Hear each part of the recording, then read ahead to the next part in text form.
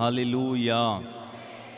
हाँ, स्तुति करने से बहुत सारी नकारात्मक बातें, बंधन, बीमारियां, शैतान के तरह तरह के प्रपंच हमारे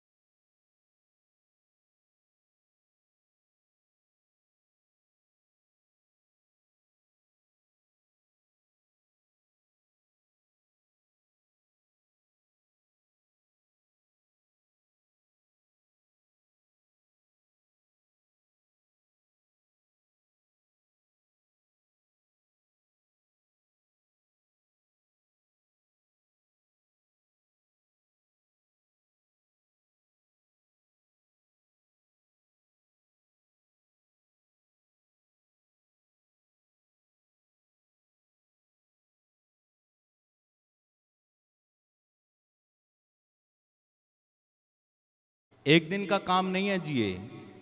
आप ये मत सोचिए कि एक दिन में मैं साफ हो जाऊंगा, एक दिन वचन सुनकर 2 दिन आप ठीक रहोगे, तीसरे दिन फिर वैसे ही हो जाओगे। ये जिंदगी भर का काम है।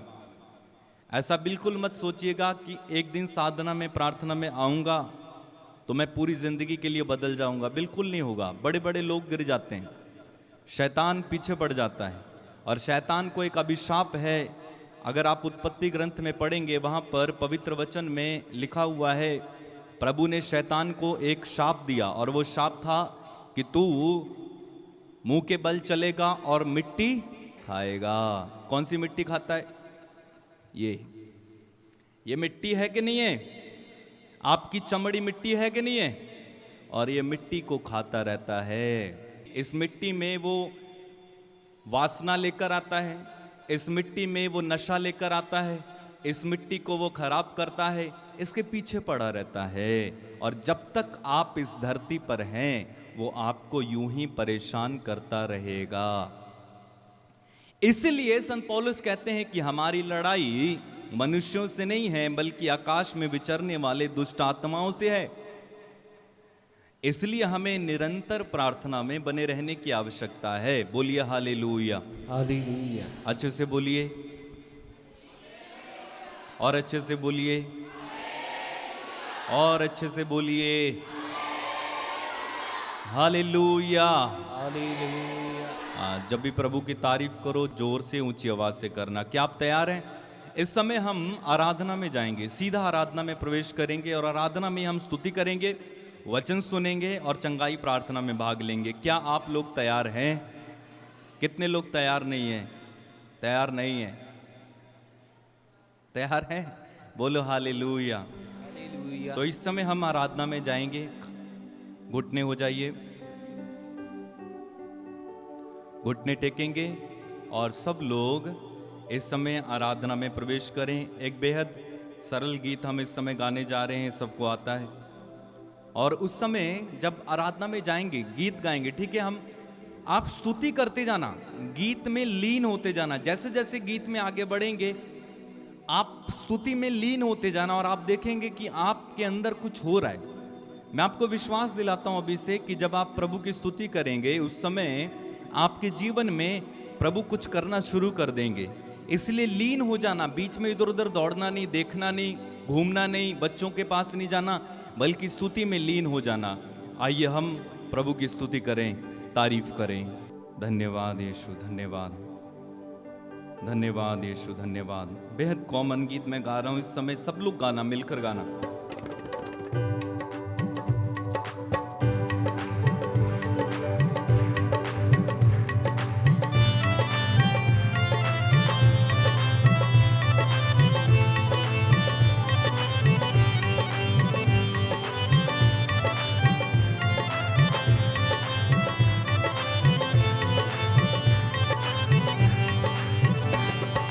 राजाओं का राजा यीशु हालेलुया, प्रभुओं का प्रभु यीशु हालेलुया। राजाओं का राजा यीशु हालेलुया, प्रभुओं का प्रभु यीशु हालेलुया। राजाओं का राजा यीशु हालेलुया, प्रभुओं का प्रभु यीशु हालेलुया। राजाओं का राजा यीशु हालेलुया, प्रभुओं का प्रभु यीशु हालेलुया। जीवन देने वाला यीशु हालेलुया, जीवन देने वाला यीशु हालेलुया, जीवन देने वाला यीशु हालेलुया। जीवन देने वाला यीशु हालेलुया, मुक्ति देने वाला यीशु हालेलुया, मुक्ति देने वाला यीशु हालेलुया। एक साथ, राजाओं का राजा यीशु हालेलुया, प्रभुओं का प्रभु यीशु हालेलुया। बोलो, राजाओं का राजा यीशु हालेलुया, प्रभुओं का प्रभु यीशु हालेलुया। शांति देने वाला यीशु हालेलुया, शांति देने वाला यीशु हालेलुया, शांति देने वाला यीशु हालेलुया, शांति देने वाला यीशु हालेलुया, शक्ति देने वाला यीशु हालेलुया, शक्ति देने वाला यीशु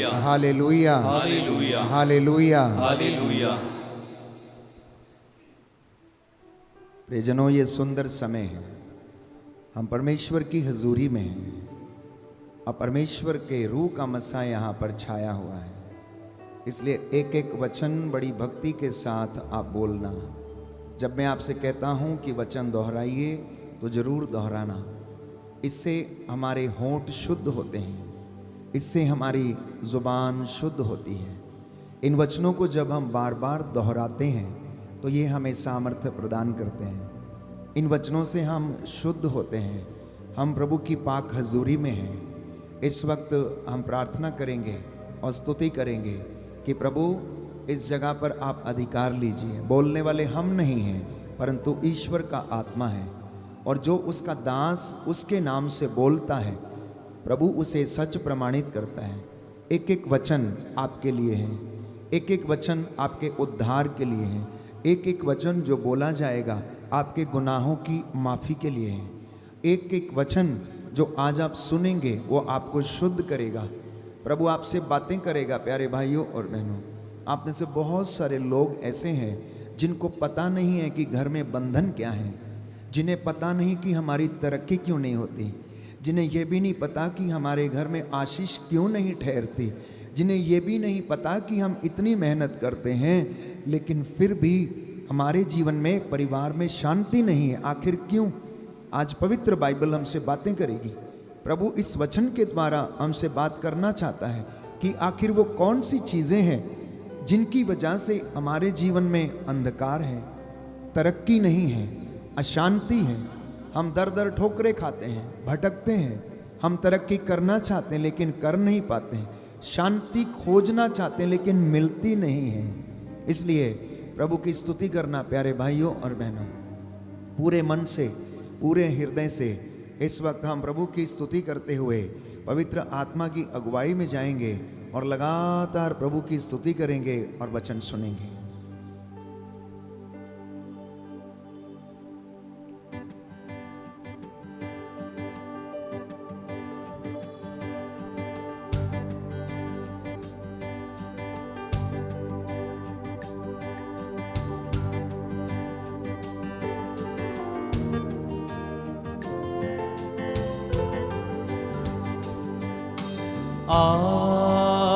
आत्मा आ भी जा, आत्मा आत्मा आ भी जा, आत्मा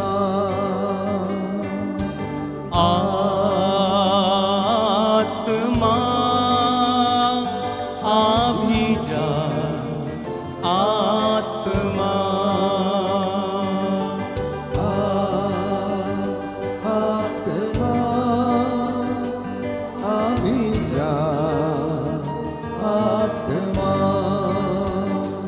मेरा दिल तेरा घर है, इस घर में आत्मा।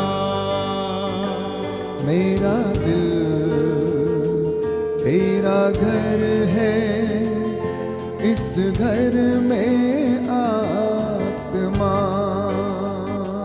मेरा दिल तेरा घर है, हाथों को उठाते हुए इस घर में आत्मा। मेरा दिल तेरा घर है, इस घर में आत्मा। भूखा हूँ मैं तेरे लिए, भूखा हूँ मैं तेरे लिए, प्यासा हूँ मैं तेरे लिए, प्यासा हूँ मैं तेरे लिए, भूखा हूँ मैं तेरे लिए, भूखा हूँ मैं तेरे लिए, प्यासा हूँ मैं तेरे लिए।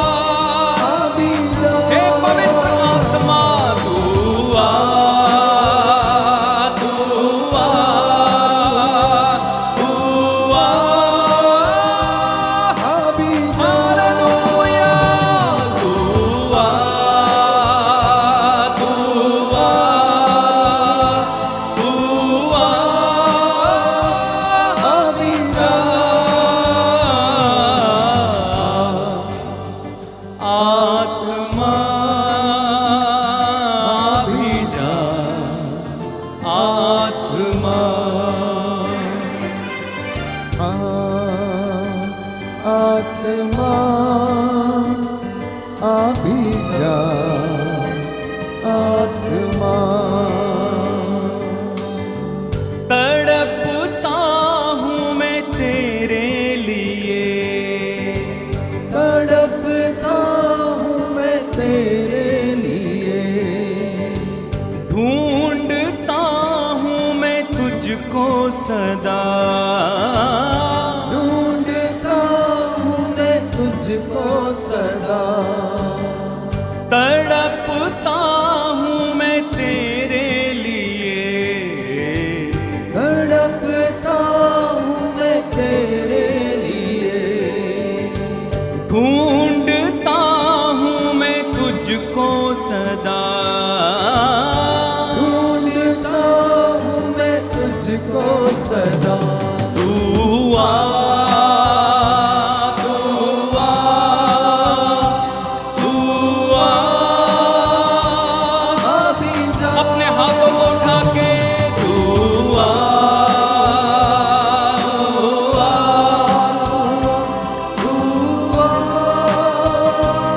अभी जा तू आ,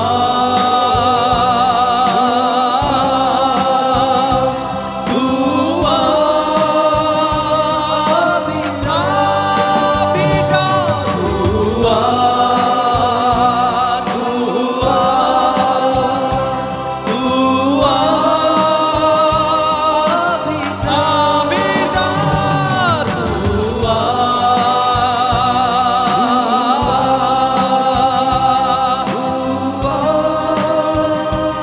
अभी जा आत्मा भी जा, आत्मा आत्मा अभी जा आत्मा मेरा दिल तेरा घर है, इस घर में आत्मा, मेरा दिल तेरा घर है, तेरा घर है इस घर में आ, इस घर में आत्मा हो मेरा दिल तेरा घर है, इस घर में आत्मा, मेरा दिल तेरा घर है, तेरा घर है इस घर में आ, इस घर में आत्मा ओ मेरा दिल तेरा घर है, इस घर में आत्मा, मेरे घर में आत्मा, मेरे घर में आत्मा इस दिल में आत्मा, इस दिल में आत्मा, मेरे घर में आत्मा। हालेलुया। हालेलुया। दाहिना हाथ उठाकर बोलेंगे, मेरा हृदय मेरा हृदय प्रभु के कारण आनंदित हो उठा, आनंदित हो उठा, मुझे अपने प्रभु से मुझे अपने प्रभु से बल मिलता है। बल मिलता है। समस्त पृथ्वी प्रभु का भजन सुनाओ, प्रभु का भजन सुनाओ, दिन प्रतिदिन उसका मुक्ति विधान घोषित करो, उसका मुक्ति विधान घोषित करो, सभी राष्ट्रों में उसकी महिमा का बखान करो, उसकी महिमा का बखान करो, सभी लोगों को उसके अपूर्व कार्यों का गीत सुनाओ। हालेलुया। तोबित का ग्रंथ अध्याय 3 पद संख्या 11। दयालु प्रभु ईश्वर, दयालु प्रभु ईश्वर, तू धन्य है, तू धन्य है, तेरा पवित्र नाम तेरा पवित्र सदा नाम सर्वदा सदा सर्वदा धन्य है। धन्य है। तेरे सभी कार्य तेरे सभी कार्य सदा सर्वदा सदा सर्वदा धन्य है। धन्य है। हालेलुया। हालेलुया। हे मेरे ईश्वर, हे मेरे ईश्वर, मैं दिन में तुझे पुकारता हूँ मैं दिन में तुझे पुकारता हूँ और तू उत्तर नहीं देता। और तू उत्तर नहीं देता। मैं रात में पुकारता हूँ मैं रात में पुकारता हूँ और मुझे शांति नहीं मिलती। और मुझे शांति नहीं मिलती। यद्यपि तू मंदिर में विराजमान है। मंदिर में विराजमान है। हालेलुया। हालेलुया। स्तोत्रकार कहता है, स्रोतकार कहता है, अध्याय 22 पद संख्या 14, पद संख्या 14, प्रभु के श्रद्धालु भक्तों, प्रभु के श्रद्धालु भक्तों, उसकी स्तुति करो, उसकी स्तुति करो। हे याकूब के वंशजों, हे याकूब के वंशजों, उसकी महिमा गाओ। उसकी महिमा गाओ। Hallelujah. Hallelujah. Hallelujah. Hallelujah. Hallelujah. Hallelujah. आइए प्रभु यीशु, आइए प्रभु यीशु, मेरे जीवन पर अधिकार लीजिए। अधिकार लीजिए। Hallelujah. Hallelujah. Hallelujah. Hallelujah. Hallelujah. Hallelujah. प्रियजनों, आज आपके उद्धार का दिन है और आपकी चंगाई का दिन है। ये समय आपकी मुक्ति के लिए है। ये समय ईश्वर से एक एक वरदान पाने के लिए है। इसलिए हिलना डुलना नहीं। जहां आप खड़े रहते हैं, आप उसी मुद्रा में खड़े रहना। परमेश्वर को काम करने देना, पवित्र आत्मा को काम करने देना। जब आप हिलते हैं, इधर उधर देखते हैं, मसा नहीं रुकता है। पवित्र आत्मा मरक्यूरी के जैसा है, पारे के जैसा है, जिसको आप जरा सा छुएंगे तो यहाँ से वो दूर छटक जाता है। यदि आप बुखार नापने वाला थर्मामीटर है, उसके अंदर जो छोटा पारा होता है, जिसे हम मरक्यूरी कहते हैं, उसको आप यदि तोड़ के बाहर निकालें और यदि आप देखें, उसको छूने की कोशिश करेंगे तो आप उसे छू नहीं सकते हैं। पवित्र आत्मा का अभिषेक भी ऐसा ही है। जब आप स्तुति करते हैं, जब आप प्रार्थना करते हैं, उसी मुद्रा में आप ध्यान की मुद्रा में रहें। परमेश्वर को अपने आप को शुद्ध करने दें। आप पवित्र होंगे प्यारे भाइयों और बहनों। लीन हो जाना। आज हमने प्रभु से कुछ बातें करनी है, कहना मुझे कुछ करनी है बात। मैं जानता हूँ कि आपके मन में बहुत सारे सवाल हैं, आपके मन में बहुत सारे प्रश्न हैं। मेरे जीवन में तरक्की क्यों नहीं होती? मैं गा क्यों नहीं सकता? मैं वचन क्यों नहीं दे सकता? मेरे मन में शांति क्यों नहीं है? मेरा पति मुझसे प्यार क्यों नहीं करता है? हमारे वैवाहिक जीवन में क्या समस्या है? हमारे जानवर उन्नति क्यों नहीं करते? हमारे बिजनेस में आशीष क्यों नहीं आती? ये सवालों के जवाब आज प्रभु आपको देगा। इसलिए कहना प्रभु से कि प्रभु, आज मुझे आपसे कुछ बातें करनी है। तू अगर कहे तो रात है तो रात है, अगर तू कहे दिन है तो दिन है। प्यारे भाइयों और बहनों, आज प्रभु से आप अपने सवाल उसके सामने रखना और पूछना कि प्रभु आप बताइए, ओ ईसा नाजरी दाऊद के पुत्र, मुझ पर दया कर। ओ ईसा नाजरी दाऊद के पुत्र, यदि तू चाहे तो मुझे चंगा कर। वचन में पढ़ते हैं कि बाइबल हमें बताती है कि प्रभु यदि तू मुझे चंगा करेगा तो मैं चंगा हो जाऊंगा, और यदि तू मुझे स्वास्थ्य प्रदान करेगा तो मैं स्वस्थ हो जाऊंगा। प्रज्ञा ग्रंथ अध्याय 16 पद संख्या 12 कहता है, तुम्हें किसी जड़ी बूटी के लेप से स्वास्थ्य लाभ नहीं हुआ, परंतु परमेश्वर के शब्द ने तुम्हें चंगा किया है। आइए प्रभु से कहें कि प्रभु, मैं आपसे बातें करना चाहता हूँ, आप मुझसे बातें कीजिए। मेरे सवालों के जवाब प्रभु के पास हैं, ईश्वर के पास हैं। यही बाइबल हमें बताती है, क्योंकि वचन हमें बताता है, निर्गमन ग्रंथ अध्याय 15 पद संख्या 26, कि मैं वो प्रभु हूँ जो तुम्हें स्वस्थ करता है। मैं वो प्रभु हूँ जो तुम्हें स्वस्थ करता है। दाहिना हाथ उठाकर दोहराएं।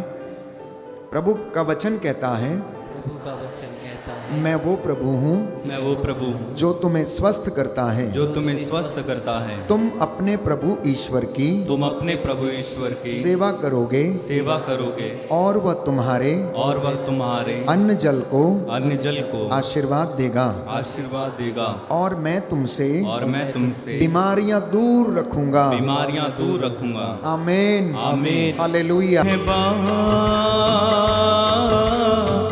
यीशु आज तेरे साथ, मुझे कुछ करनी है बात, यीशु आज तेरे साथ। मुझे कुछ करनी है बात जो तेरे साथ। मुझे कुछ करनी है बात, यीशु आज तेरे साथ। रूह का ज़हूर दे, मसा भरपूर दे। रूह का ज़रूर दे, मसा भरपूर दे। रूह का ज़हूर दे, मसा भरपूर दे। रूह का तू जो कहे तो चश्मे जारी, फिर थम जाए तूफान भारी। तू जो कहे सांसे जो जोर है मिलता, हर एक बंधन उससे खुलता। मसा आज तेरे साथ, यीशु आज तेरे साथ। यीशु आज तेरे साथ। हालेलुया। हालेलुया। हे प्रभु यीशु, हे प्रभु यीशु, मुझसे बातें कीजिए। मुझसे बातें कीजिए। आमीन। आमीन। कदी प्रभु ਨਾਲ ਗੱਲਾਂ ਕੀਤੀਆਂ ਕਦੀ? ਮੈਨੂੰ ਨਹੀਂ ਲੱਗਦਾ ਕੀਤੀਆਂ ਕਦੀ। ਗਵਾਂਢਣ ਨਾਲ ਜ਼ਿਆਦਾ ਕੀਤੀਆਂ ਨੇ। ਮੰਮੀ ਨੇ ਗਵਾਂਢਣ ਨਾਲ ਜ਼ਿਆਦਾ ਕੀਤੀਆਂ ਤੇ ਡੈਡੀ ਨੇ ਆਪਣੇ ਦੋਸਤਾਂ ਨਾਲ ਜ਼ਿਆਦਾ ਕੀਤੀਆਂ। ਨੌਜਵਾਨਾਂ ਨੇ ਚੌਕ ਦੇ ਉੱਤੇ ਜਾ ਕੇ ਤੇ ਆਪਣੇ ਦੋਸਤਾਂ ਨਾਲ ਕੀਤੀਆਂ। ਪ੍ਰਭੂ ਨਾਲ ਬਹੁਤ ਘੱਟ ਕੀਤੀਆਂ। ਜਦੋਂ ਆਪਾਂ ਪ੍ਰਭੂ ਨਾਲ ਗੱਲਾਂ ਕਰਦੇ ਹਾਂ ਤੇ ਪ੍ਰਭੂ ਸਾਨੂੰ ਦੱਸਦਾ ਹੈ ਤੁਹਾਨੂੰ ਕਿਹੜੀ ਚੀਜ਼ ਦੀ ਲੋੜ ਹੈ, ਸਾਨੂੰ ਆਪਣੀ ਜ਼ਿੰਦਗੀ 'ਚ ਕੀ ਕਰਨਾ ਚਾਹੀਦਾ ਹੈ। ਉਹ ਸਾਡੇ ਨਾਲ ਗੱਲਾਂ ਕਰਦਾ ਕਿਉਂਕਿ ਉਹ ਸਾਨੂੰ ਪਿਆਰ ਕਰਦਾ। ਜਿਵੇਂ ਮਾਂ ਆਪਣੇ ਬੱਚੇ ਨੂੰ ਦੱਸਦੀ ਹੈ, ਬੇਟਾ ਆਹ ਚੀਜ਼ ਤੇਰੀ ਜ਼ਿੰਦਗੀ ਲਈ ਅੱਛੀ ਨਹੀਂ ਹੈ, ਅਗਰ ਤੂੰ ਅੱਗ ਨੂੰ ਹੱਥ ਲਾਏਂਗਾ ਤੇ ਤੇਰਾ ਹੱਥ ਜਲ ਜਾਏਗਾ, ਅਗਰ ਤੂੰ ਪਾਣੀ ਦੇ ਕੋਲ ਜਾਏਂਗਾ ਤੇ ਉਹਦੇ 'ਚ ਡਿੱਗ ਜਾਏਗਾ। ਪਰਮੇਸ਼ਵਰ ਦਾ ਕਲਾਮ ਜਦੋਂ ਅਸੀਂ ਸੁਣਨੇ ਆ ਔਰ ਉਹਦੇ ਨਾਲ ਗੱਲਾਂ ਕਰਨੇ ਆ ਤੇ ਉਹ ਵੀ ਸਾਨੂੰ ਇਹੋ ਹੀ ਦੱਸਦਾ। ਲੇਕਿਨ ਅੱਜ ਦੀ ਪਰਿਸਥਿਤੀ ਕੁਝ ਇਹੋ ਜਿਹੀ ਹੈ ਕਿ ਲੋਕੀ ਪ੍ਰਭੂ ਨਾਲ ਗੱਲਾਂ ਕਰਨਾ ਨਹੀਂ ਚਾਹੁੰਦੇ। ਉਹ ਕਿਸ ਤਰੀਕੇ ਸਾਡੇ ਨਾਲ ਗੱਲਾਂ ਕਰਦਾ ਹੈ। ਹਰ ਦਿਨ ਪਾਕ ਮਾਸ ਦੇ ਵਿੱਚ ਵਚਨ ਸੁਣਾਇਆ ਜਾਂਦਾ ਹੈ। ਬਾਈਬਲ ਸਾਨੂੰ ਦੱਸਦੀ ਹੈ ਕਿ ਪਰਮੇਸ਼ਵਰ ਸਾਡੇ ਨਾਲ ਗੱਲਾਂ ਕਰਦਾ ਔਰ ਯੀਸ਼ੂ ਮਸੀਹ ਰੋਜ਼ ਕਫਰਨਾਹੂਮ ਤੇ ਦੂਸਰੀ ਜਗ੍ਹਾ ਤੇ ਸਭਾ ਗ੍ਰਹਿ ਦੇ ਵਿੱਚ ਜਾ ਕੇ ਖੜਾ ਹੁੰਦਾ ਸੀ ਔਰ ਉਹਨਾਂ ਦੇ ਨਾਲ ਗੱਲਾਂ ਕਰਦਾ ਸੀਗਾ, ਉਹਨਾਂ ਨੂੰ ਵਚਨ ਸੁਣਾਉਂਦਾ ਸੀ। ਕੈਥੋਲਿਕ ਕਲੀਸਿਆ ਦੇ ਵਿੱਚ ਇੱਕ ਸੁੰਦਰ ਪ੍ਰਥਾ ਹੈ ਕਿ ਹਰ ਦਿਨ ਪਾਕ ਮਾਸ ਦੇ ਵਿੱਚ ਪ੍ਰਭੂ ਦਾ ਚੁਣਿਆ ਹੋਇਆ ਦਾਸ ਉਸ ਵਚਨ ਨੂੰ ਪੜ੍ਹਦਾ ਹੈ ਔਰ ਪੜ੍ਹ ਕੇ ਸੁਣਾਉਂਦਾ ਔਰ ਵਚਨ ਦੇ ਜ਼ਰੀਏ ਪ੍ਰਭੂ ਸਾਡੇ ਨਾਲ ਗੱਲਾਂ ਕਰਦਾ ਹੈ। ਉਸ ਵਚਨ ਨੂੰ ਆਪਾਂ ਸੁਣਨੇ ਆ ਔਰ ਆਪਣੀ ਹਾਮੀ ਭਰਨੇ ਹਾਂ ਕਿ ਹਾਂ ਅਸੀਂ ਆ ਵਚਨ ਸਵੀਕਾਰ ਕਰਨੇ ਹੈ। ਲੇਕਿਨ ਅੱਜ ਦੇ ਜੀਵਨ ਦੀ ਕੜਵੀ ਸੱਚਾਈ ਕੀ ਹੈ? ਅੱਜ ਦੇ ਜੀਵਨ ਦੀ ਕੜਵੀ ਸੱਚਾਈ ਇਹ ਹੈ ਕਿ ਜਿੱਧਰ ਵੀ ਅੱਖਾਂ ਲਾ ਕੇ ਦੇਖੋ ਹਰ ਜਗ੍ਹਾ ਅਸ਼ਾਂਤੀ ਹੈ, ਹਰ ਜਗ੍ਹਾ ਲੜਾਈ ਝਗੜੇ ਹੈ, हर जगह ईर्ष्या, मनमुटाव, दलबंदी, धोखा, चोरी, हत्या और इहो जिहियां अनेक बुराइयां ਜਿਹੜੀਆਂ ਸਾਡੇ ਘਰਾਂ ਦੇ ਵਿੱਚ ਔਰ ਜੀਵਨ ਦੇ ਵਿੱਚ ਭਰੀਆਂ ਹੋਈਆਂ। ਕੋਈ ਵੀ ਸਜਾਖਾ ਨਹੀਂ ਹੈ, ਸਭ ਇਹਨਾਂ ਬੁਰਾਈਆਂ 'ਚ ਪਏ ਹੋਏ ਆ।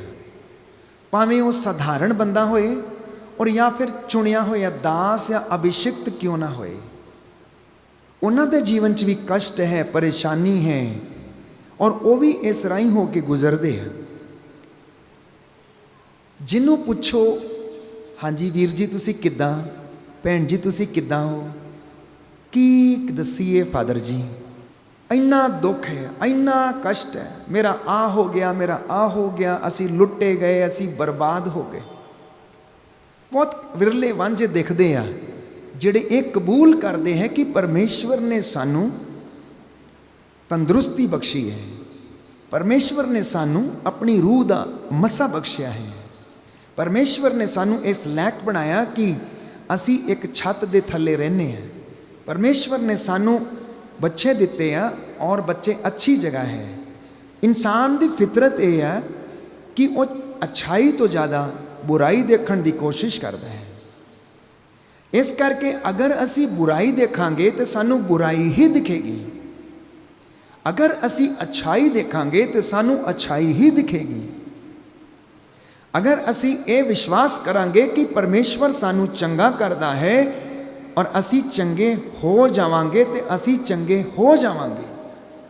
ਅਗਰ ਅਸੀਂ ਇਹ ਵਿਸ਼ਵਾਸ ਕਰਾਂਗੇ ਕਿ ਪ੍ਰਭੂ ਨੇ ਕੋੜੀਆਂ ਨੂੰ ਚੰਗੇ ਕੀਤਾ, ਅੰਨ੍ਹਿਆਂ ਨੂੰ ਅੱਖਾਂ ਦਿੱਤੀਆਂ, ਲੰਗੜਿਆਂ ਨੂੰ ਪੈਰ ਦਿੱਤੇ, ਗੂੰਗਿਆਂ ਨੂੰ ਬਾਣੀ ਦਿੱਤੀ, ਲੰਗੜਿਆਂ ਨੂੰ ਪੈਰ ਦਿੱਤੇ, ਤੇ ਉਹ ਸਾਡੇ ਜੀਵਨ ਦੇ ਵਿੱਚ ਵੀ ਮਸਾ ਕਰੇਗਾ। ਕੁੱਲ ਮਿਲਾ ਕੇ ਅਗਰ ਦੇਖਿਆ ਜਾਏ, हर तरफ अशांति है और इस अशांति का कारण की है?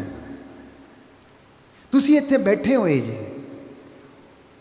और तुहाडे विचों बहुत सारे सोच रहे होणगे कि असी शांत हैं, लेकिन नहीं, तुहाडे मनां दे विच, तुहाडे दिलां दे विच इस टाइम इहो जे विचार चल रहे आ कि मेरी बेटी दा की होएगा, कल मेरा इंस्टॉलमेंट भरिया जाना, उहदा पैसा कित्थों आएगा। काश प्रभु कोई इहो जिहा काम कर देवे कि मेरा ब्याज का पैसा मैं वापस कर पावां। तुहाडे मनां दे विच इहो जिहे ख्याल चल रहे इस टाइम कि प्रभु मैनू तू चंगियाई प्रदान कर, मेरा शरीर और मेरी हड्डियां छीजण रहीआं ने, ये दुख ना भरियां है। प्रभु अज तेरा कलाम मेरे जीवन दे विच चंगियाई लैके आए। पारिवारिक समस्या तुहाडे घर दे विच नौ पुत दे विच बनदी नहीं है, सस ते बहू दे विच बनदी नहीं है, साडे गवांढी नाल साडी बनदी नहीं है, आर्थिक तंगी आ, आपसी रिश्तियां दे विच मनमुटाव ते खटास है, व्यक्तिगत जीवन दियां साडियां जरूरतां पूरीआं नहीं हो रहीआं और साडी जरूरतां ज़्यादा और साडी इनकम घट है। इस करके साडे मन दे विच की है, बहुत सारी अशांति है। तुसी वचन सुनन आए और इहो ही सोच के आए कि प्रभु सानू शांत करेगा और सानू अपनी रूह दा मसा देगा, और इहो ही सारिया परेशानियां दे विच इंसान अगे वधदा है, दिन रात मेहनत करता है। कुल मिला के देखा जाए तो इंसान पाप भी करता है ते पुण्य भी कमाउंदा है, धर्म दे काम भी करता है, अधर्म दे काम भी करता है, वो सच भी बोलता है और झूठ भी बोलता है, भलाई भी करता है, बुराई भी करता है, वो प्रेम भी करता है तो ईर्ष्या ते घृणा भी करता है, वो हनेरे विच भी रहिंदा है तो वो उजाले दे विच भी रहिंदा है। अगर इनू एक सेंटेंस में कहा जाए तो इंसान दे जीवन दे विच स्टेबिलिटी नहीं है, एक स्थिरता नहीं है, बैलेंस नहीं है। हुण कुछ करदा कल नू कुछ करदा है। इस करके मैं कल तुहानूं दस्सिया ही, साधां दे नाल साध ते चोरां दे नाल चोर है। ये इंसान दी फितरत है और इस तो वो बाज नहीं आउंदा। इसे करके हर वेले उहदे जीवन दे विच हनेरा भरिया रहिंदा, अशांति भरी रहिंदी है, क्योंकि विपत्ति उहदा पिछा करदी है। पाप ਉਹਦਾ ਪਿੱਛਾ ਕਰਦਾ ਹੈ। आखिर क्यों इस तरह करता है? तो बाइबल सानू ये दसदी है, यशायाह नबी का ग्रंथ अध्याय 59 पद संख्या 1। Hallelujah hallelujah. हे प्रभु यीशु, इस वचन के द्वारा मुझे शांति प्रदान कर। हालेलुया। यशायाह नबी का ग्रंथ अध्याय 59 पद संख्या 1 और उससे आगे। किंतु तुम्हारे अधर्म ने तुमको ईश्वर से दूर किया, तुम्हारे पापों ने ईश्वर को तुमसे विमुख कर दिया, इसलिए वो तुम्हारी नहीं सुनता। किंतु तुम्हारे अधर्म ने तुमको ईश्वर से दूर किया और तुम्हारे पापों ने तुमको ईश्वर से विमुख कर दिया, इसलिए वो तुम्हारी नहीं सुनता। तुम्हारे हाथ रक्त से रंगे हुए हैं और तुम्हारी उंगलियां कुकर्म से दूषित हैं। तुम्हारे होंठ झूठ बोलते और तुम्हारी जीभ बुराई की बातें करती है। एक भी व्यक्ति सच्चा अभियोग नहीं लगाता या ईमानदारी से मुकदमा लड़ता है। वो खोखले तर्क प्रस्तुत करते और झूठ बोलते हैं। वे अन्याय का गर्भ धारण करते और अपराध को जन्म देते हैं। वे सांप के अंडे सेते और मकड़ी के जाले बुनते हैं। जो सांप के अंडे खाता वो मर जाता है, और जब अंडा फूटता है तो उसमें से सांप का बच्चा निकलता है। ये प्रभु दा वचन यशायाह नबी दे द्वारा सानू ये दसदा है कि साडियां प्रार्थना सुनिया क्यों नहीं जांदियां। इंसान हनेरे दे विच क्यों है? क्योंकि वो परमेश्वर तो दूर जा चुकिया है। ਉਹਦੇ ਕੰਮ ਭੈੜੇ ਨੇ, ਉਹਦੇ ਪਾਪ ਇੰਨੇ ਜ਼ਿਆਦਾ ਖਰਾਬ ਹੈ ਕਿ ਉਸਨੇ ਉਹਨੂੰ ਪਰਮੇਸ਼ਵਰ ਤੋਂ ਦੂਰ ਕਰ ਦਿੱਤਾ ਹੈ। ਇਸ ਦੁਨੀਆ ਦੇ ਵਿੱਚ ਜਦੋਂ ਆਪਾਂ ਰਹਿੰਦੇ ਆ ਤੇ ਸਾਨੂੰ ਬਹੁਤ ਸਾਰੀਆਂ ਗੱਲਾਂ ਪਰਮੇਸ਼ਵਰ ਆਪਣੇ ਵਚਨ ਦੇ ਦੁਆਰਾ ਦੱਸਣਾ ਚਾਹੁੰਦਾ ਹੈ। ਇਸ ਕਰਕੇ स्त्रोतकार अध्याय 107 पद संख्या 17 में कहता है कि कुछ लोग अपने कुकर्मों के कारण बीमार पड़े गए थे। कभी ये ना क्यों कि परमेश्वर ने सानू बीमारी दिती है। कोई ये ना कहे कि परमेश्वर ने सानू प्रलोभन दे विच पाया। नहीं, परमेश्वर ना तो किसी नू प्रलोभन च पाउंदा और ना ही किसी नू बीमारी दिंदा है। अगर कोई अपना रास्ता चुनता है और प्रभु दा रास्ते ते नहीं चलता तो प्रभु अपना हाथ पिछे खिंच लेंदा है।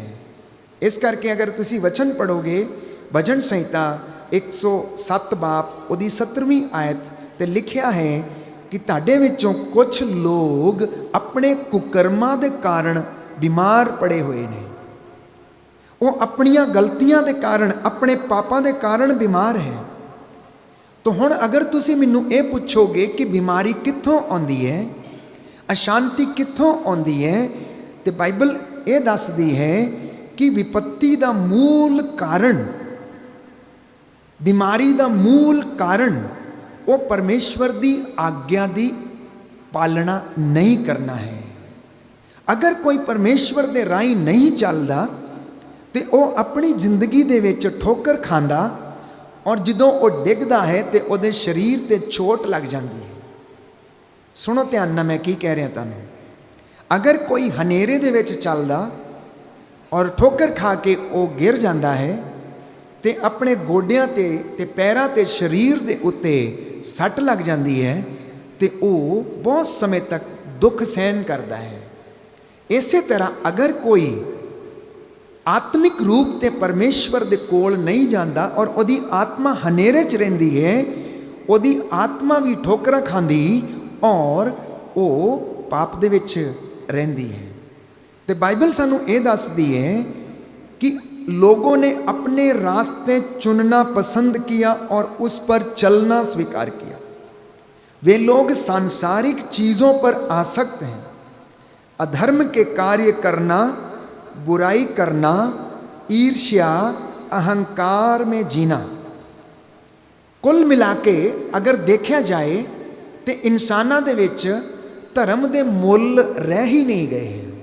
धार्मिक मूल्यों की कमी हो चुकी है।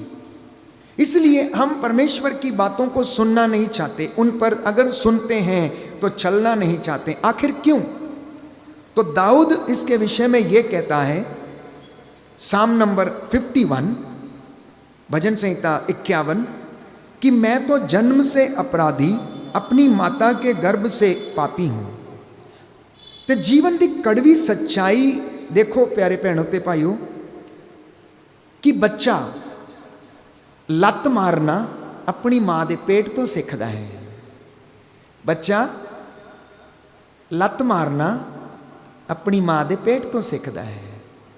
मां जदों उन्हों अपने गर्भ दे विच लैके तुरी फिरदी है और वो अंदर ही अंदर वधदा रहिंदा है, और जदों उहदा टाइम नेड़े आउंदा है तो अंदर उछल कूद करदा, और मां बड़ी खुश हुंदी है कि उहदा बच्चा स्वस्थ है, और उस बच्चे नूं बड़ी खुशी दे अंदाज विच वो जन्म दिंदी है। उस बच्चे नूं वो पालना करदी है, उन्हों वड्डा करदी है, उसकी देखभाल करदी है। लेकिन वही बच्चा थोड़े दिनों के बाद वड्डा होके अपने माँ प्यो नूं दुख दिंदा है और ऐसी लत मारदा है कि वो माँ अथरू वगाउंदे वगाउंदे थकदी नहीं है, उहदे आंसू रुकदे नहीं है। आखिर ये बुराई वो कितों सीख के आया है? ये इंसान की फितरत है कि उस टाइम जदों वो गर्भ दे विच सी, उन्हें लत चलाई तो मां नूं उन्हें बहुत आनंद दिता। लेकिन हुण बुढ़ापे दे विच जदों वो लत चलाउंदा है तो मां रोंदी है, पिटदी है। इस करके ये दुनिया पाप दे हनेरे दे विच है। साडे जीवन दे विच बहुत इहो जिहियां गल्लां हैं जिहदी वजह नाल परमेश्वर दी आशीष साडे जीवन दे विच नहीं है। Hallelujah, hallelujah, hallelujah. यीशु की स्तुति हो, यीशु को धन्यवाद, यीशु की आराधना हो, यीशु की महिमा हो, यीशु को धन्यवाद। Hallelujah, hallelujah. रोमियो का पत्र अध्याय 3 पद संख्या 23 बाइबल हमें बताती है कि सबने पाप किया और सब ईश्वर की महिमा से वंचित है। कोई भी इहो जिहा नहीं है जिन्हें पाप नहीं किया। छोटा बड़ा हर व्यक्ति बाइबल कहती है कि उन्हें पाप किया है। हुण ये पाप आउंदा कित्थों है? तो बाइबल के विषय च ये दसदी है, याकूब का पत्र अध्याय 1 पद संख्या 15, कि वासना के गर्भ से पाप का जन्म होता है और पाप विकसित होकर मृत्यु को जन्म देता है। वासना के गर्भ में से पाप का जन्म होता और पाप विकसित होकर मृत्यु को जन्म देता है। तो प्रलोभन में पड़ा हुआ व्यक्ति ये ना कहे कि ईश्वर मुझे प्रलोभन देता है। ईश्वर ना तो बुराई के प्रलोभन में पड़ सकता और ना ही किसी को प्रलोभन देता है। वो किसी को भी प्रलोभन नहीं देता, किसी को भी प्रलोभन नहीं देता है। प्यारे भाइयों और बहनों, ये गलती मनुष्य की है। ये मनुख गलती करता है। छोटियां छोटियां गल्लां साडे जीवन दे विच किस तरह घर करके बैठियां हैं। क्यों साडे जीवन दे विच श्राप है? कुछ वचन मैं तुहाडे सामने पढ़ना चाहना है। प्रवक्ता ग्रंथ अध्याय 3 मैं आपके लिए वचन पढ़ूंगा कि ये जिहड़े श्राप है ये साडे परिवारां दे विच कित्थों शुरू होए। देखो, प्रवक्ता ग्रंथ अध्याय 3 पद संख्या 2 और उससे आगे। पुत्रों, पिता की शिक्षा ध्यान से सुनो, उसका पालन करने में तुम्हारा कल्याण है। प्रभु का आदेश है कि संतान अपने पिता का आदर करे। उसने माता को अपने बच्चों पर अधिकार दिया है। जो अपने पिता पर श्रद्धा रखता है वह अपने पापों का प्रायश्चित करता है। तो पापों का प्रायश्चित कौन करता है? जो अपने पिता पर श्रद्धा रखता है, जो उसका आदर करता है, जो उसकी सेवा करता है, जो उसको गाली नहीं देता, जो बुढ़ापे में उसका ध्यान रखता है। और ऐसे लोगों को प्रभु आशीष देता है और ऐसे लोग प्रायश्चित करते हैं। आज दुनिया यहाँ से बहुत सारे बड़े बड़े तीर्थ स्थानों में जाती, क्या करने के लिए? प्रायश्चित करने के लिए। लेकिन पिता की सेवा जो बुजुर्ग हो गया है कोई नहीं करना चाहता है। और बाइबल ये कहती है कि जो अपने पिता पर श्रद्धा रखता है वो अपने पापों का प्रायश्चित करता है। तो पापों का प्रायश्चित यदि करना है तो सबसे पहले अपने बुजुर्ग माँ और पिता की सेवा करना, उन्हें एक गिलास ठंडा पानी समय से पिलाना, उन्हें 1 या 2 फुल्के टाइम पर देना, उनकी देखभाल करना, दवाई दारू करना, उनके जीवन में जो कमी है उसके लिए प्रभु से प्रार्थना करना। आगे लिखा है, और जो अपनी माता का आदर करता है वो मानो धन संचित करता है। जो बेटा जो बेटी अपनी माँ की आदर करती है, सेवा करती है, प्रभु का वचन कहता है वो धनी है। वो ऐसा करती है जैसे कि वो बहुत बड़ी धनी हो गई है। जो अपने पिता का सम्मान करता है उसे अपनी संतान से सुख मिलेगा। जो अपनी माता का और पिता का सम्मान करता है उसे अपनी ही संतान से सुख मिलेगा। आज बहुत सारे भाई बहन आते हैं, फ़ोन कॉल करते हैं और कहते हैं कि फादर जी मैं अपनी संतान से बड़ा दुखी हूँ, बड़ी दुखी हूँ, मैं क्या करूँ, मेरे बच्चे के लिए प्रार्थना करो। इतना झगड़ा करता है, लड़ाई करता है, गालियाँ देता है, मारता है, बर्तन तोड़ता है, हम क्या करें। और बाइबल कहती है कि जो अपने पिता का सम्मान करता उसे अपनी ही संतान से सुख मिलेगा। जो आपने बोया है आप वही काटेंगे। आगे लिखा है, जब वह प्रार्थना करता है तो ईश्वर उसकी सुन लेगा। जो अपने पिता का आदर करता है वो दीर्घ आयु अर्थात उसकी उम्र लंबी होगी। जो अपनी माता को सुख देता है वो प्रभु का आज्ञाकारी है। जो प्रभु पर श्रद्धा रखता है वो अपने पिता का आदर करता और उनकी सेवा वैसे ही करता है जैसे दास अपने स्वामी की सेवा करता है। वचन और कर्म से अपने पिता का आदर करो। सुनो ध्यान से बच्चों, माताओं, बहनों और पिताओं, वचन और कर्म दोनों से अपने माता पिता की सेवा करो। और यदि आप ऐसा करोगे तो आपकी संतान भी आपकी सेवा करेगी और आपकी संतान से आपको सुख मिलेगा। यदि आप नहीं करेंगे तो आपकी संतान से आपको सुख नहीं मिलेगा। यदि आपने सेवा बोई है तो आपको सेवा मिलेगी, यदि आपने भलाई बोई है तो भलाई मिलेगी, और यदि आपने बुराई बोई है तो आपको बुराई मिलेगी। ये कड़वा सत्य है। क्यों बच्चे माता पिता का आदर नहीं करते? क्यों उन्हें दुत्कारते हैं? क्यों गालियां देते हैं? क्यों उनके लिए अपशब्द बोलते हैं? क्यों उन्हें मार लेते हैं? क्यों उन्हें घर से बाहर निकाल देते हैं? अगले वचन में लिखा है, जिससे कि तुमको आशीर्वाद प्राप्त हो इसलिए तुम अपने बुजुर्ग माँ और बाप की सेवा करो।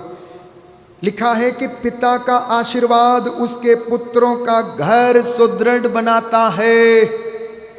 पिता का आशीर्वाद उसके पुत्र का घर क्या करता है? सुदृढ़ बनाता, मतलब अच्छा बनाता है। किंतु माता का श्राप उसकी नींव उखाड़ देता है। अगर मां श्राप दे देती है, अपने बच्चों को कोसती है, तो आप ध्यान रखें कि आपके ये शब्द उस बच्चे के लिए श्राप का कारण बन जाते हैं और उसके घर की नींव को उखाड़ देते हैं। ये बाइबल हमें बताती है। बहुत सारी माताओं ने ये वचन नहीं सुने और ये नहीं पढ़े, इसलिए अनजाने में ही कभी कभार गुस्से में आके अपने बच्चों को कोसती रहती हैं, गालियां देती हैं। कितने माता पिता हैं अपने बच्चों को गालियां देके संबोधित करते हैं, उन्हें कोसते हैं। आगे लिखा है, किंतु माता का अभिशाप उसकी नींव उखाड़ देता है। अपने पिता के अपमान पर गौरव मत करो, उसका अपयश तुमको शोभा नहीं देता। तो कोई बेटा या बेटी अपने पिता का अपमान करता है तो आपके लिए यह शोभा नहीं देता। पिता का सम्मान मनुष्य का गौरव है और माता का अपयश पुत्र को शोभा नहीं देता। इसलिए माँ की बेइज्जती करना भी पुत्र को क्या है, शोभा नहीं देता। इसलिए बच्चे, नौजवान, युवक और युवतियाँ, चाहे आप कितने बड़े क्यों ना हो जाएं, कितने बड़े टैलेंटेड व्यक्ति क्यों ना बन जाएं, कितनी पढ़ाई लिखाई क्यों ना हो जाए, आप कितने बड़े ओहदे पे क्यों ना हो जाएं, आप अपने माँ और बाप के लिए बच्चे ही रहेंगे। इसलिए उनका आदर करना आपका कर्तव्य है। 10 हुक्मों में एक हुक्म है, अपने माँ बाप का आदर करो, क्योंकि लिखा है, पुत्र अपने बूढ़े पिता की सेवा करो, जब तक वह जीता है उसे उदास मत करो। यदि उसका मन दुर्बल हो जाए तो उससे सहानुभूति रखो। अपने स्वास्थ्य की उमंग में उसका अनादर मत करो, क्योंकि पिता की सेवा नहीं भुलाई जाएगी, वो तुम्हारे पापों का प्रायश्चित है। हालेलुया। हे प्रभु यीशु, आज का ये वचन मेरे लिए है, मेरे परिवार के लिए है। इस वचन के द्वारा मेरे जीवन में चंगाई आ जाए। Hallelujah, hallelujah. तो प्रवक्ता कहता है अध्याय 3 पद संख्या 16 में कि पिता की सेवा तुम्हारे पापों का प्रायश्चित है और तुम्हारी धार्मिकता समझी जाएगी। हम धर्म के काम करना चाहते हैं ना, लेकिन प्रवक्ता ये कह रहा, बाइबल ये कह रही है, अगर तू अपने पिता की सेवा करता है तो वो तेरी धार्मिकता समझी जाएगी, वो तेरा धर्म का काम समझा जाएगा। और हम धर्म के काम करने के लिए अपने घर से बाहर निकलकर पता नहीं कैसे कैसे काम करते हैं, भंडारे लगाते हैं, पुण्य करते हैं, उपवास करते हैं, लेकिन बेचारा बाप माता जो एक वक्त की रोटी और दवाई के लिए, प्यारे भाइयों और बहनों, अपने बच्चे से बोल नहीं पाते हैं। वो क्या सोचते हैं कि मेरा बेटा कहाँ से कमा के लाएगा, मेरे बीमारी पर इतना खर्च होगा, इसलिए मेरे लिए अच्छा है कि मैं इससे ना बोलूं। इसके अपने बच्चे हैं, ये अपने बच्चों का ख्याल रखेगा या मेरा ख्याल रखेगा, मेरी बीमारी पर बहुत सारा पैसा लगेगा। इसलिए जब माता पिता बूढ़े हो जाते हैं तो नौजवान युवक युवतियां और माता पिता सोचते हैं, चल कोई गल नहीं, बीबी तो बुढ़ी हो गई, इन्हें किहड़ा ज़्यादा जीना वा, कोई गल नहीं बीबी, इदां ही रह ला, तेनू गोडे बदलाउण दी जरूरत की आ, हुण तेरा टाइम आ गया, तू अगे कित्थे जाना है, डैडी तू अगे कित्थे जाना है, तेरा किहड़ा काम है, मैं तो जे जवान है, आ छोटे छोटे बच्चे आ, इन्हां नूं पढ़ाउणा, इन्हां दी फीस जानी आ, मैं की करिए। और बुजुर्ग, प्यारे भाइयों और बहनों, अपने बच्चों के कारण ये सोच के कि कर्ज ना हो जाए, माँ चुप रहती है, बाप चुप रहता है, पैसे नहीं मांगता है, अपनी ज़रूरत को भी वो क्या करता है, सप्रेस करता है, बच्चों से कहता नहीं है जल्दी कि उनकी ज़रूरत क्या है। माँ जल्दी अपनी बेटे से कहती नहीं कि उसे ज़रूरत, क्योंकि उसे पता है कि मेरे बेटे के पास क्या है और क्या नहीं है, कितना कर्ज में डूबा है। लेकिन वही माँ, वही बाप जब बच्चे छोटे थे, आपको जब चोट लगती थी तो उठाकर क्या करते थे, डॉक्टर के पास भागते थे, चाहे रात के 12 बजे हो। लेकिन वही बच्चे जब माता पिता बूढ़े हो जाते हैं, चारपाई पर पड़े रहते हैं, तो सो कहते हैं, जानते हो क्या कहते हैं, बीबी कोई गल नहीं, कल नू लै चलांगे, देर हो गई है, रात नू कित्थे जावांगे, डॉक्टर ने मिलना नहीं है। कई लोगों के ये जवाब हैं, ये दुनिया की हकीकत है, ये कड़वी सच्चाई है। आप सोच रहे होंगे कि ये सब ऐसे ही है, नहीं। आप जमाने में बाहर निकल के देखिए, अपने आंड गवांड में देखो निकल के कि किस तरीके बुजुर्ग माँ बाप का अनादर होता है, बुजुर्ग माँ बाप नूं गल्लां सुननियां पैंदियां हैं। अगर आप उनकी सेवा नहीं करेंगे तो आपके बच्चे भी आपके साथ ऐसा ही व्यवहार करेंगे और यह विपत्ति आपके घर का पीछा नहीं छोड़ेगी और आपके पीछे पीछे आती रहेगी, पीढ़ी दर पीढ़ी ऐसा ही होता रहेगा। इसलिए बच्चों को सेवा करना सिखाना, बच्चों को माता पिता का आदर करने के लिए सिखाना। अगले वचन में लिखा है, जो अपने पिता का त्याग करता वो ईश निंदक के बराबर है, जो अपनी माता को दुख देता है वह ईश्वर के द्वारा श्रापित है, श्रापित। जो अपनी मां को दुख देता है वो ईश्वर के द्वारा श्रापित है। प्रवक्ता ग्रंथ अध्याय 3 पद संख्या 18। जो अपने पिता का त्याग करता है वो ईश निंदक के बराबर है। और जो अपनी माता को दुख देता है वो ईश्वर के द्वारा अभिशप्त है। मैं आपसे क्यों ये बातें बता रहा हूं? इसलिए कि हमारे घर से इस प्रकार के पाप और श्राप का बंधन टूटे, हमारे घरों से इस प्रकार के अधर्म के काम निकलें और हम उन बंधनों से आजाद हो जाएं। अब जबकि ये वचन प्रभु आपसे बातें कर रहा है, इन छोटे बच्चों को, नौजवानों को ये वचन सुना रहा है, तो प्यारे भाइयों और बहनों, हमें इस वचन को ग्रहण करने की आवश्यकता है। यही कारण है कि मैंने आपके लिए वचन पढ़ा था यशायाह नबी का ग्रंथ अध्याय 59 पद संख्या 1 कि तुम्हारे हाथ रक्त से रंगे हुए हैं, तुम्हारे अधर्म ने तुमको ईश्वर से दूर कर डाला है, तुम्हारे पापों ने तुमको ईश्वर से दूर कर डाला है। तो जिस प्रकार प्यारे भाइयों और बहनों शुगर की बीमारी मां से बच्चे के अंदर या पिता से बच्चे के अंदर चली जाती है और हम ये कहते हैं कि ये हेरिडिटरी है, तो अगर ये बीमारियां ट्रांसफर हो सकती हैं तो विपत्तियां ट्रांसफर क्यों नहीं हो सकती? समझ रहे हैं आपको कि अगर शुगर की बीमारी माता पिता से बच्चे को ट्रांसफर हो सकती है, तो घर में विपत्ति जो आई है माता पिता के कारण वो बच्चों के ऊपर ट्रांसफर क्यों नहीं हो सकती? वो भी हो सकती है और आपका पीछा कर सकती है। इसलिए ध्यान रहे कि पाप क्या करता है? पीछा करता है। श्राप हमारा पीछा करते हैं, हमें छोड़ते नहीं हैं। जब तक कि उनका अकाउंट प्रभु यीशु क्लोज ना करे तब तक वो हमारे जीवन में बने रहते हैं। आखिर पाप है क्या? इसके विषय में बाइबल ये कहती है, यूहन्ना का पहला पत्र अध्याय 3 पद संख्या 4 कि जो पाप करता है वो ईश्वर की आज्ञा भंग करता है। समझ आया था ना? जो पाप करता है ईश्वर की आज्ञा का भंग करता है। यूहन्ना का पहला पत्र अध्याय 3 पद संख्या 4। अब मैंने आपसे कहा 10 हुक्मों में एक हुक्म है माता पिता का आदर करो, और अगर कोई नहीं करता है तो ईश्वर की आज्ञा का उल्लंघन करता है और वो पाप करता है।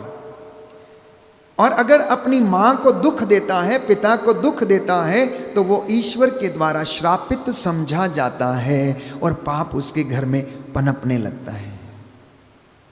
आगे लिखा है यूहन्ना का पहला पत्र अध्याय 5 पद संख्या 17 कि हर अधर्म पाप है। कोई भी खराब काम जो ईश्वर के विरुद्ध है, धर्म के विरुद्ध है, वो क्या है? वो पाप है। इसलिए पाप करना मतलब ईश्वर से दूर चले जाना। पाप करने का मतलब यह है कि ईश्वर से दूर चले जाना। और जब हम ईश्वर से दूर चले जाते हैं तो किसके नजदीक रहते हैं? शैतानी ताकतों के नजदीक रहते हैं। हमारा मन उसी तरीके से सोचता है, हमारा शरीर वैसे ही काम करता है। हम क्रोध करने लगते हैं, ईर्ष्या में जीने लगते हैं, दलबंदी, मन मुटाव, लड़ाई झगड़े और अनेक प्रकार की बातें हमारे जीवन में पनपने लगती हैं। हालेलुया, हालेलुया, यीशु की स्तुति हो, यीशु को धन्यवाद। हे प्रभु यीशु, हमारे पापों से, हमारी कमज़ोरियों से हमें आज़ाद कीजिए। Hallelujah, hallelujah. आइए प्रभु यीशु, मेरे घर में, मेरे परिवार में रह जाइए और सारे बंधनों से मुझे आज़ाद कीजिए। Hallelujah, hallelujah.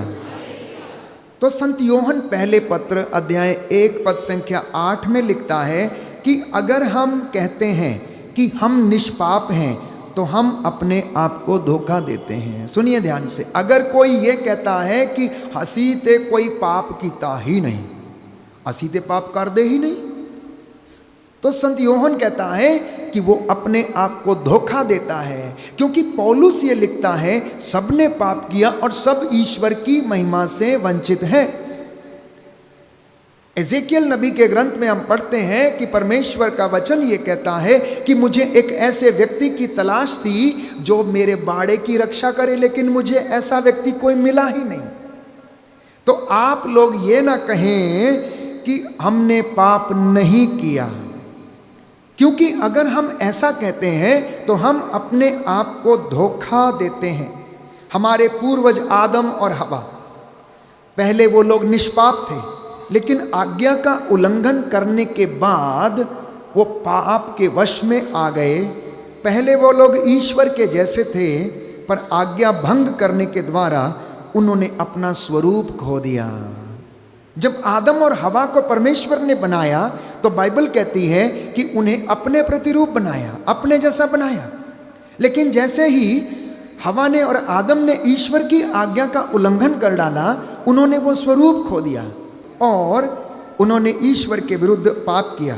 और जब उनके बच्चे हो गए तो उन्होंने यही पाप जो था अपने बच्चों को भी दे दिया। आदम और हवा की संतान काइन और हाबिल, वही पाप उनके जीवन में भी ट्रांसफर हो गया। आज्ञा का उल्लंघन, काइन ने अपने भाई की हत्या कर दी। काइन ने ईर्ष्या के कारण अपने भाई की हत्या कर दी। इसलिए प्यारे भाइयों और बहनों, रोमियो का पत्र अध्याय 5 पद संख्या 12 में हम पढ़ते हैं कि एक ही मनुष्य के द्वारा पाप संसार में आया और पाप के द्वारा मृत्यु का इस संसार में मनुष्यों के जीवन में प्रवेश हो गया। Hallelujah, hallelujah. हे प्रभु यीशु, मेरे जीवन में हर प्रकार के पाप से मुझे आज़ाद कीजिए। Hallelujah, hallelujah, hallelujah, hallelujah.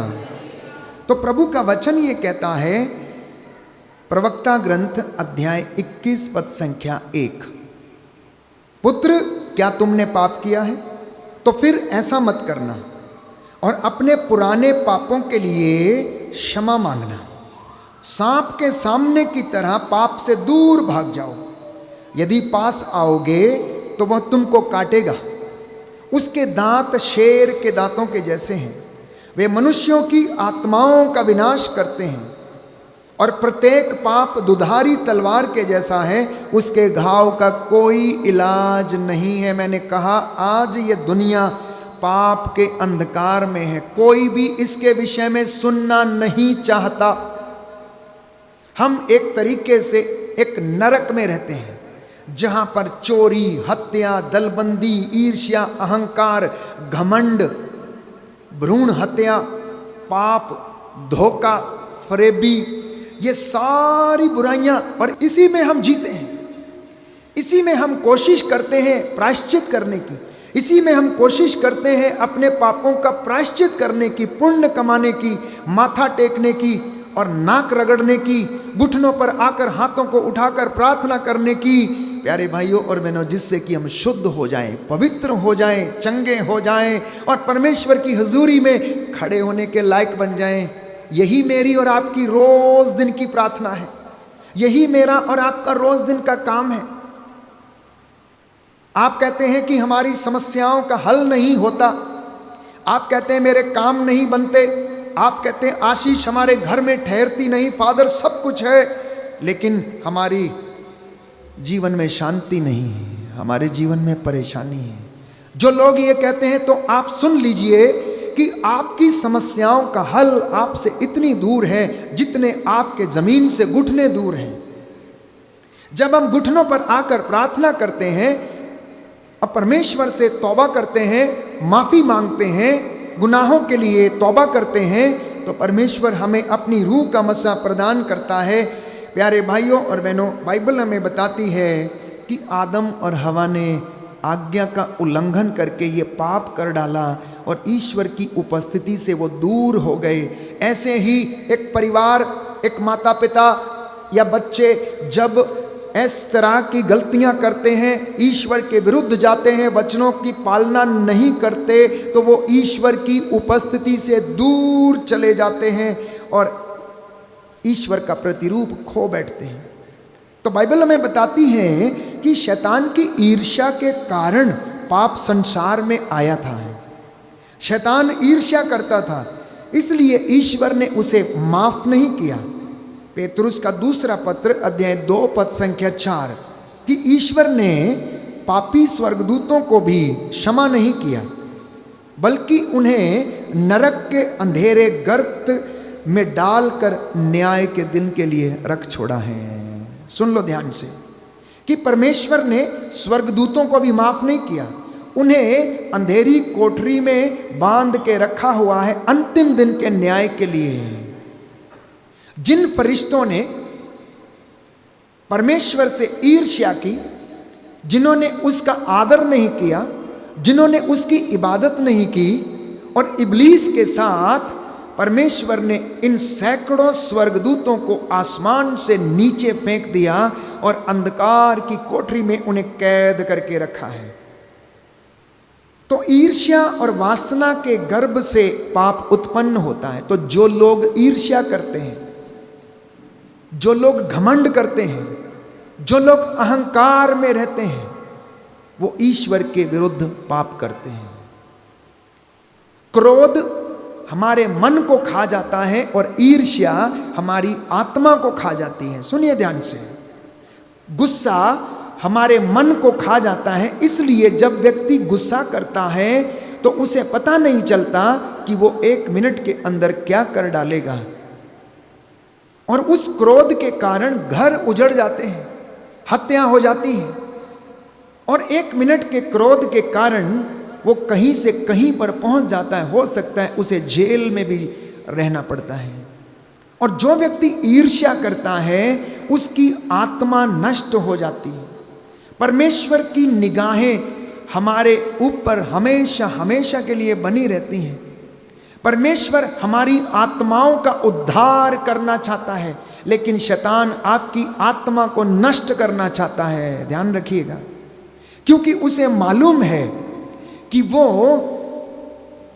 इस शरीर का तो कुछ नहीं कर सकता, ये शरीर तो मिट्टी हो जाएगा, और आत्मा बचाई जा सकती है। अगर उसके लिए प्रार्थना की जाती है तो वो बच जाती है, और परमेश्वर इन आत्माओं का उद्धार चाहता है। इसीलिए वचन के द्वारा बार बार उन्हें अपनी ओर आकर्षित करता है, और हमारी आत्माएं बचाई जा सकती हैं। लेकिन शैतान नहीं चाहता कि हमारी आत्माएं बच जाएं। Hallelujah, hallelujah. यीशु की स्तुति हो, यीशु को धन्यवाद, यीशु की आराधना हो, यीशु की महिमा हो, यीशु को धन्यवाद। तो आज परमेश्वर से वादा करना है कि हम आइंदा से गलतियां नहीं करेंगे। प्रभु, हम आपकी हजूरी में रहना चाहते हैं, हम आपके साथ रहना चाहते हैं, क्योंकि बाइबल कहती है जो पाप करता है वो ईश्वर की नहीं शैतान की संतान है। संत योहन का पहला पत्र अध्याय 3 पद संख्या 5 से 10 में लिखा है, जो धर्माचरण करता है वो उन्हीं की तरह निर्दोष है।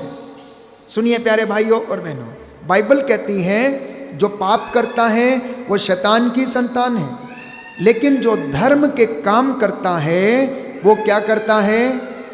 वो उन्हीं की तरह निर्दोष है जैसे कि यीशु निर्दोष है।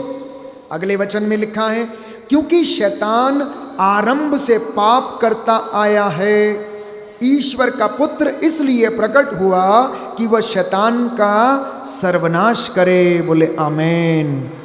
Hallelujah, hallelujah. यीशु की स्तुति हो। प्रभु का वचन कहता है, सभी लोग बोलेंगे जोर से, प्रभु का वचन कहता है जो धर्माचरण करता है वह उन्हीं की तरह निर्दोष है। जो पाप करता है वह शैतान की संतान है, क्योंकि शैतान प्रारंभ से पाप करता आया है। ईश्वर का पुत्र इसलिए प्रकट हुआ है कि वह शैतान के कार्यों का सर्वनाश करे और समाप्त करे। हालेलुया। जो ईश्वर की संतान है वो पाप नहीं करता, क्योंकि ईश्वर का जीवन तत्व उसमें क्रियाशील है वह पाप नहीं कर सकता, क्योंकि वह ईश्वर से उत्पन्न हुआ है। ईश्वर की संतान और शैतान की संतान की पहचान यह है कि जो पाप करता है वो शैतान की संतान है। जो प्यार नहीं करता वह मृत्यु में निवास करता है। जो अपने भाई से बैर करता है वह हत्यारा है, और तुम जानते हो कि हत्यारे में जीवन नहीं है। हालेलुया। सुना आपने? ये सारी दुनिया पाप में पड़ी हुई है, इसका मतलब क्या है? शैतान के वश में है। सारी दुनिया अंधकार में है, बहक जाती है, प्रलोभन में गिरती है, अंधकार में रहती है। तंत्र मंत्र, जादू टोना, बुत परिस्थिति, हर प्रकार की लंपटता, चोरी, नशे, ड्रग्स, फरेबी, हत्या, भ्रूण हत्या, दलबंदी, अनेक प्रकार की बुराइयों में फंसी हुई है, जो कि अंधकार के काम है। जो अंधकार के काम है, शैतान के काम है। तो सारी दुनिया में कुछ ऐसा है जैसे कि सारी सृष्टि क्या करती? संत पौलुस कह रहा है, रो रही है, करहा रही है। कैसे? जैसे एक प्रसव पीड़ा के समय एक स्त्री करहाती है, वैसे ये सारी दुनिया क्या हो रही है? रो रही है, करहा रही है। वचन पढ़ेंगे, रोमियो का पत्र अध्याय 8 पद संख्या 22। समस्त सृष्टि मानो प्रसव पीड़ा में करहा रही है। सृष्टि ही नहीं, हम भी रो रहे हैं, हम भी करहा रहे हैं, हम भी भीतर ही भीतर रोते हैं। हाय प्रभु, मेरे जीवन में ये दुख क्यों है? हाय प्रभु, मेरे जीवन में ये कष्ट क्यों है? मैं चंगा क्यों नहीं होता? मेरे जीवन में तरक्की क्यों नहीं आती? हम भी अंदर ही अंदर क्या करते रहते हैं? रोते रहते हैं, कराहते रहते हैं, चंगे होना चाहते हैं लेकिन हो नहीं पाते। हमारे जीवन में शांति नहीं है, हम बेचैन रहते हैं। हमारा जीवन क्रोध और ईर्ष्या से भरा रहता है, मन मुटाव, लड़ाई झगड़ों से भरा रहता है, और बुराई से हम अछूते नहीं हैं। मानो एक प्रकार का हमारे अंदर क्या चल रहा? युद्ध चल रहा है, द्वंद्व चल रहा है। वास्तविकता ये है कि इंसान गलती करता है और अच्छे काम भी करता है, पाप भी करता है, पुण्य भी करता है, सत्य के मार्ग पर चलता है और झूठ भी बोलता है, धर्म के मार्ग पर चलता है और अधर्म भी करता है। कहने का तात्पर्य यह है कि उसके जीवन में स्थिरता नहीं है। Hallelujah, hallelujah. यीशु की स्तुति हो, यीशु को धन्यवाद, यीशु की आराधना हो, यीशु की महिमा हो, यीशु को धन्यवाद। तो बाइबल हमें बताती है कि पाप का रूप इतना भयानक है कि ये हमारा पीछा करता है, ये छोड़ता नहीं है। पाप का स्वरूप बहुत ज्यादा खराब है। अगर हम पाप में जीवन जीते हैं तो स्वर्ग राज्य के अधिकारी नहीं हो सकते। कुरिन्थियों का पहला पत्र अध्याय 6 पद संख्या 9। क्या आप नहीं जानते कि अन्याय करने वाले ईश्वर के राज्य के अधिकारी नहीं हैं? सुन लीजिए प्यारे मसीहों, बाइबल ये कहती है, कुरिन्थियों का पहला पत्र अध्याय 6 पद संख्या 9, कि क्या आप लोग ये नहीं जानते कि अन्याय करने वाले, पाप करने वाले ईश्वर के राज्य के अधिकारी नहीं होंगे? इसलिए आप धोखे में ना रहें। व्यभिचारी, मूर्ति पूजक, परस्त्रीगामी, लौंडे, शराबी, पुरुषगामी, निंदक और धोखेबाज ईश्वर के राज्य के अधिकारी नहीं होंगे। इसलिए मसीहों को प्रायश्चित करने की आवश्यकता है, तौबा करने की आवश्यकता है। और कलीसिया में प्रभु ने हमारे लिए प्यारे भाइयों और बहनों एक सुंदर संस्कार दिया है, पाप स्वीकार का संस्कार। जिस तरह से आप रोज नहाते हैं, जब आपका शरीर गंदा हो जाता है और आप जाकर नहाते हैं, अपने आप को साफ करते हैं, वैसे ही कलीसिया में पाप स्वीकार संस्कार की सुविधा है, जिसके द्वारा हम अपनी आत्मा को शुद्ध करते हैं। समय समय पर जब भी मौका मिले इस संस्कार को ग्रहण करके प्रभु का अनुग्रह प्राप्त करना, क्योंकि संस्कार की आशीष आपके जीवन में आपको उन्नति प्रदान करेगी, क्योंकि बाइबल हमें बताती है कि इसी के अभाव में बहुत सारे लोग बुराई में जीते हैं। अगर हम पापों को स्वीकार नहीं करते, गलतियों के लिए तौबा नहीं करते हैं, तो हम पाप में ही जीते रहते हैं। और यशायाह नबी का ग्रंथ अध्याय 30 पद संख्या 15 में प्रभु का वचन ये कहता है कि प्रायश्चित और स्वीकृति में तेरा कल्याण है। बोले आमीन, हालेलुया। दाहिना हाथ उठाकर वचन दोहराएंगे। यशायाह नबी का ग्रंथ अध्याय 30 पद संख्या 15, प्रभु का वचन कहता है प्रायश्चित और स्वीकृति में तेरा कल्याण है। Hallelujah, hallelujah. तो अगले वचन में लिखा है इब्रानियों का पत्र अध्याय 10 पद संख्या 26 कि सत्य का ज्ञान प्राप्त कर लेने के बाद यदि कोई जानबूझकर पाप करता है तो पापों के प्रायश्चित के लिए कोई बलिदान नहीं रह जाता। अगर मसीहियों को यह मालूम है कि इस कारण हमारे जीवन में पाप आता है और उसी को बार बार वो करता रहता है, तो बाइबल कहती है ऐसे लोगों के लिए प्रायश्चित का कोई बलिदान नहीं रह जाता। पाप हमारे जीवन में क्या करता है, शायद हम इस बात को समझते नहीं हैं। बहुत सारे लोगों ने समझा नहीं है और सोचते हैं चलता है, कुछ भी करेंगे तो प्रभु माफ करेगा, कोई गल नहीं कहते हैं, हो जाऊगा, देखी जाऊगी, माफ़ी मांग लांगे, कोई गल नहीं। भ्रूण हत्या नो प्रॉब्लम, बच्चा नहीं चाहिए, इसलिए क्या करो, जाके इसको खत्म कर दो, हमें ये नहीं चाहिए। आप नहीं जानते कि पाप का स्वरूप कितना भयानक है प्यारे भाई और बहनों। थिस्सलुनीकियों के पत्र अध्याय 5 पद संख्या 16 से 22, थिस्सलुनीकियों का पहला पत्र अध्याय 5 पद संख्या 16 से 22 आप पढ़ेंगे कि एक पाप हमारे जीवन में क्या करता है। आप खुशी में नहीं रहेंगे। अगर कोई व्यक्ति गंदे काम करेगा, बुरे काम करेगा, परमेश्वर से दूर रहेगा, पाप में जीवन जिएगा, अहंकार में रहेगा, घमंड में रहेगा, तो आपके जीवन में खुशी नहीं आएगी, शांति आपके मन में नहीं रहेगी। आप प्रार्थना नहीं कर सकते और ना ही प्रार्थना कर पाएंगे। आप ईश्वर से दूर चले जाएंगे, ईश्वर को आप धन्यवाद नहीं देंगे। आत्मा की प्रेरणा का दमन होता जाएगा यदि कोई व्यक्ति पाप में जीवन व्यतीत करता है। पवित्रता आपके जीवन से चली जाएगी। आप अपने ही अपराध बोध में दब जाएंगे और आपका अपराध बोध आपको क्या करता रहेगा, ठेस मारता रहेगा। हाय, मैंने ये काम क्यों किया, मुझे ये काम नहीं करना चाहिए था, ये ईश्वर की दृष्टि में बुरा था। ईश्वर के अनुग्रह से आप वंचित हो जाएंगे। You will lose the anointing. आप अपने जीवन से पवित्र आत्मा का अनुग्रह और मस्सा आप खो देंगे। अभिषेक आपके जीवन से दूर चला जाएगा और ईश्वर की इच्छा के अनुसार आप चल फिर नहीं पाएंगे।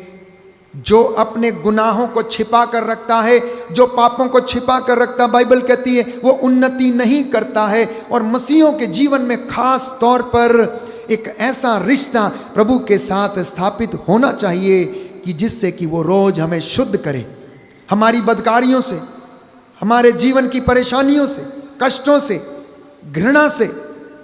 हम शायद समझते नहीं हैं। आप लोग प्रभु के द्वारा बुलाए गए लोग हैं, आप लोग चुने गए लोग हैं, आप पवित्र किए गए लोग हैं। और बाइबल हमें बताती है कि पवित्रता और विश्वास के अभाव में कोई भी परमेश्वर की हजूरी में नहीं आ सकता। हम कितने भी बड़े महान काम क्यों ना करें, लेकिन हम में अगर पवित्रता नहीं है तो हम उसके सामने खड़े नहीं हो सकते। अगर हम विनम्र नहीं हैं तो उसके सामने हम खड़े नहीं हो सकते। इसलिए बाइबल हमें बताती है कि जैसे पिता पवित्र है, तुम भी पवित्र बनने की कोशिश करो, तुम ऐसे ही पवित्र बनो। इसलिए प्यारे भाइयों और बहनों, आज दुनिया में जानते हैं किस बात की कमी है, मानवीय मूल्य खत्म हो गए हैं, आध्यात्मिक अंधकार है, भ्रष्टाचार बढ़ गया है, घूसखोरी बढ़ गई है, फरेब बढ़ गया है, धोखा बढ़ गया है, झूठ का बोलबाला है। और इंसान ऐसे आचरण करता है कभी कभी जैसे कि एक जानवर आचरण करता हो। पशु प्रवृत्ति आप देखिए कि किसी किसी को कभी इतना गुस्सा आ जाता है कि उसको कंट्रोल करना मुश्किल होता है और ऐसे व्यवहार करता है जैसे कि एक जानवर व्यवहार करता हो। तो इंसान के जीवन में ये सारी कमियां हैं। क्रोध है, लालच, घमंड, वासना, अश्लीलता का पर्दा पड़ा हुआ है। लोगों के हाथ यशाया नबी कहता है रक्त से रंगे हुए हैं। इसलिए आज प्रायश्चित का दिन है, अपनी गलतियों को स्वीकार करने का दिन है। मैं आपसे बताता हूं कि परमेश्वर के सामने आप उसकी हजूरी में आकर उस नाकेदार के जैसे छाती पीट कर कहें कि प्रभु मुझ पापी पर दया कर। और मैं आपको विश्वास दिलाता हूं, अगर हमारा मनोभाव ऐसा है तो परमेश्वर हमारे जीवन में हमको आशीष प्रदान करेगा। बोले आमीन, हालेलुया, हालेलुया। यीशु की स्तुति हो, यीशु को धन्यवाद। एक गीत गाएंगे, जिथे हुंदियां बीमारियां दूर, मैं तेरा नाम लेना है, मैं यीशु यीशु कहना है, मैं यीशु यीशु कहना। सुंदर गीत है। प्रभु की उपस्थिति में हाजिर हैं हम लोग इस वक्त और इस गीत को हम गाएंगे।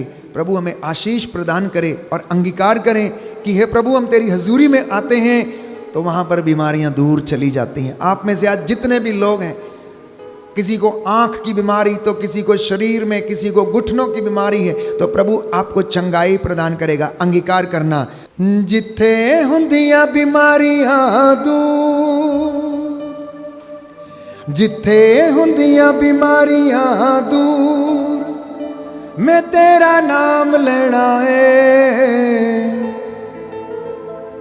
मैं यीशु यीशु कहना है, मैं नाम खुदा दा लेना, मैं यीशु यीशु कहना है, मैं नाम खुदा दा लेना, मैं यीशु यीशु कहना, मैं नाम खुदा दा लेना। बोलो, मैं यीशु यीशु कहना है, मैं नाम खुदा दा लेना, मैं यीशु यीशु कहना है, मैं नाम खुदा दा लेना है, मैं यीशु यीशु कहना है, मैं नाम खुदा दा लेना है। जिथे हुंदियां बीमारियां दूर, जिथे हुंदियां बीमारियां दूर, मैं तेरा नाम लेना है, मैं यीशु यीशु कहना है, मैं नाम खुदा दा लेना है, मैं यीशु यीशु कहना है, मैं नाम खुदा दा लेना है, मैं यीशु यीशु कहना है, मैं नाम खुदा दा लेना है, मैं यीशु यीशु कहना है, मैं नाम खुदा दा लेना है।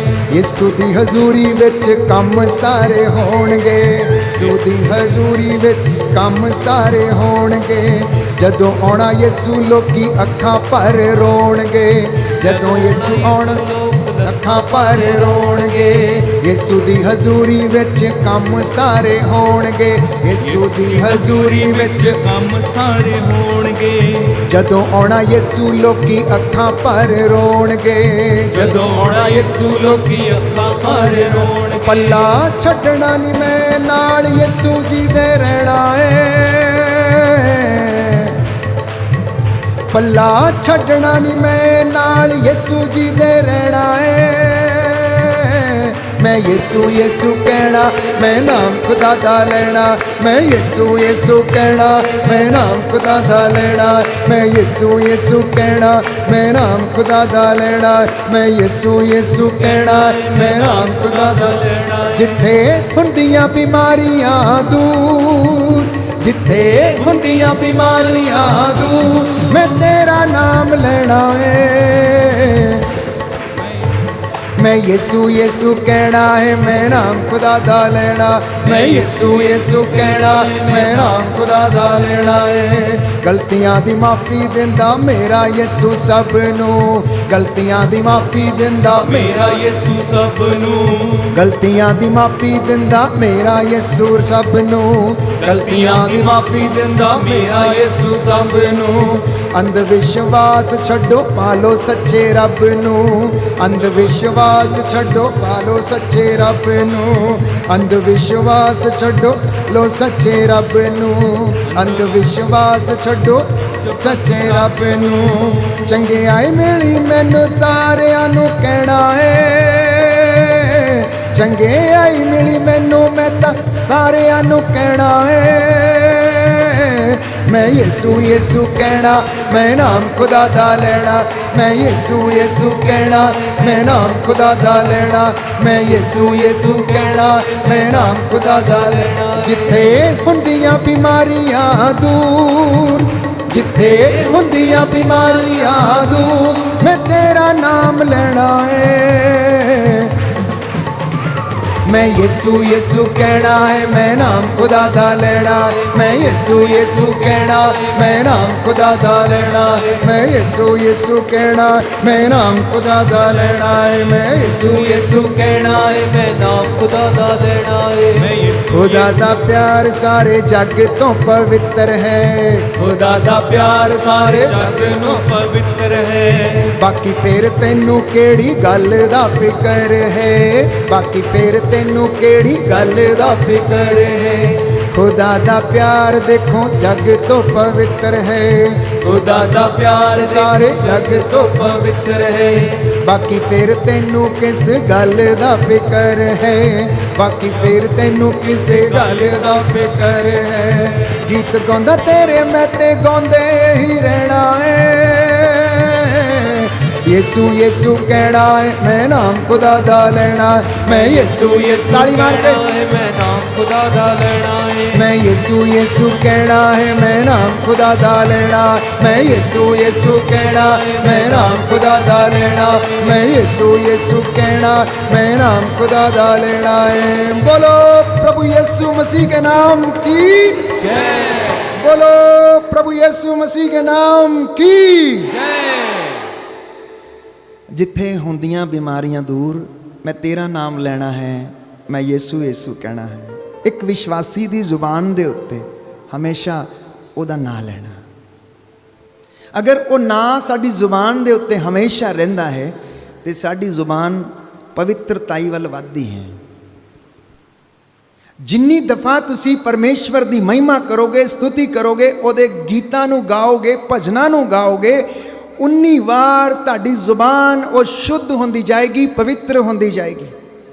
एक एक सलाम मरिया जदों आपां बोलने हैं ते साडे एक एक छोटे पाप दा प्रायश्चित होंदा है। इन्हां गल्लां नूं ध्यान च रखना है प्यारे मसीहो और प्रभु दे पाकमान कलीसिया दे प्यारे वसिंदिओ, क्योंकि प्रभु सानू प्यार करदा है और वो नहीं चाहता है कि पाप दे राही साडा सर्वनाश हो जाए। इस करके कुछ पाप जड़े हैं वो साडा पीछा करते हैं। मैं तुहाडे नाल गल्लां करना चाहना है प्रभु यीशु मसीह दे वल्लों कि प्रभु ने कहा कि मेरे इन बच्चों नूं याद दिलाओ कि ये आपां अपने इन्हां गल्लां तो कम्मां तो तौबा करन, क्योंकि पाप दी उपस्थिति साडे घर नूं बर्बाद कर दिंदी है, साडे जीवन नूं बर्बाद कर दिंदी, साडी आत्मा नूं बर्बाद कर दिंदी है। और बाइबल ये कहती है कि अगर किसी ने तंत्र मंत्र विचारिया, बुत्तां नूं पूजिया और अपने घर दे विच धागे तबीजां दा इस्तेमाल कीता है तो उहदे घर दे विच संतानहीनता और विधवापन दा श्राप हमेशा रहेगा।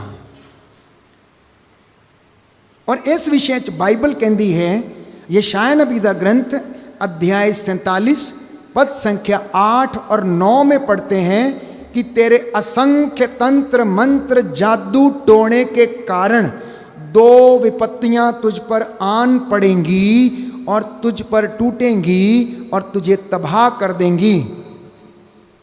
यशायाह नबी का ग्रंथ अध्याय 47 पद संख्या 8 और 9 मैं आपके लिए वचन पढ़ूंगा। प्रभु इस वचन के द्वारा हमारा मार्गदर्शन करे और अगर किसी ने इस पाप को किया है तो वो तौबा करे और प्रभु आपको उस पाप से क्षमा करे। वचन 8 से मैं पढ़ूंगा आपके लिए कि भोग विलास में निश्चिंत जीवन बिताने वाली, तू मन ही मन कहती थी कि मैं ही हूँ, मेरे सिवा कोई दूसरा नहीं है, मैं कभी विधवा नहीं होऊंगी, मैं कभी संतान से वंचित नहीं होऊंगी। अब मेरी बात सुन, तेरे बहुसंख्यक तंत्र मंत्रों, तेरे जादू टोने की भरमार के बावजूद वो दोनों विपत्तियां तुझ पर एक दिन टूट पड़ेंगी, संतानहीनता और विधवापन। तू अपनी दुष्टता में अपने को सुरक्षित समझकर कहती थी कि मुझे कोई नहीं देखता।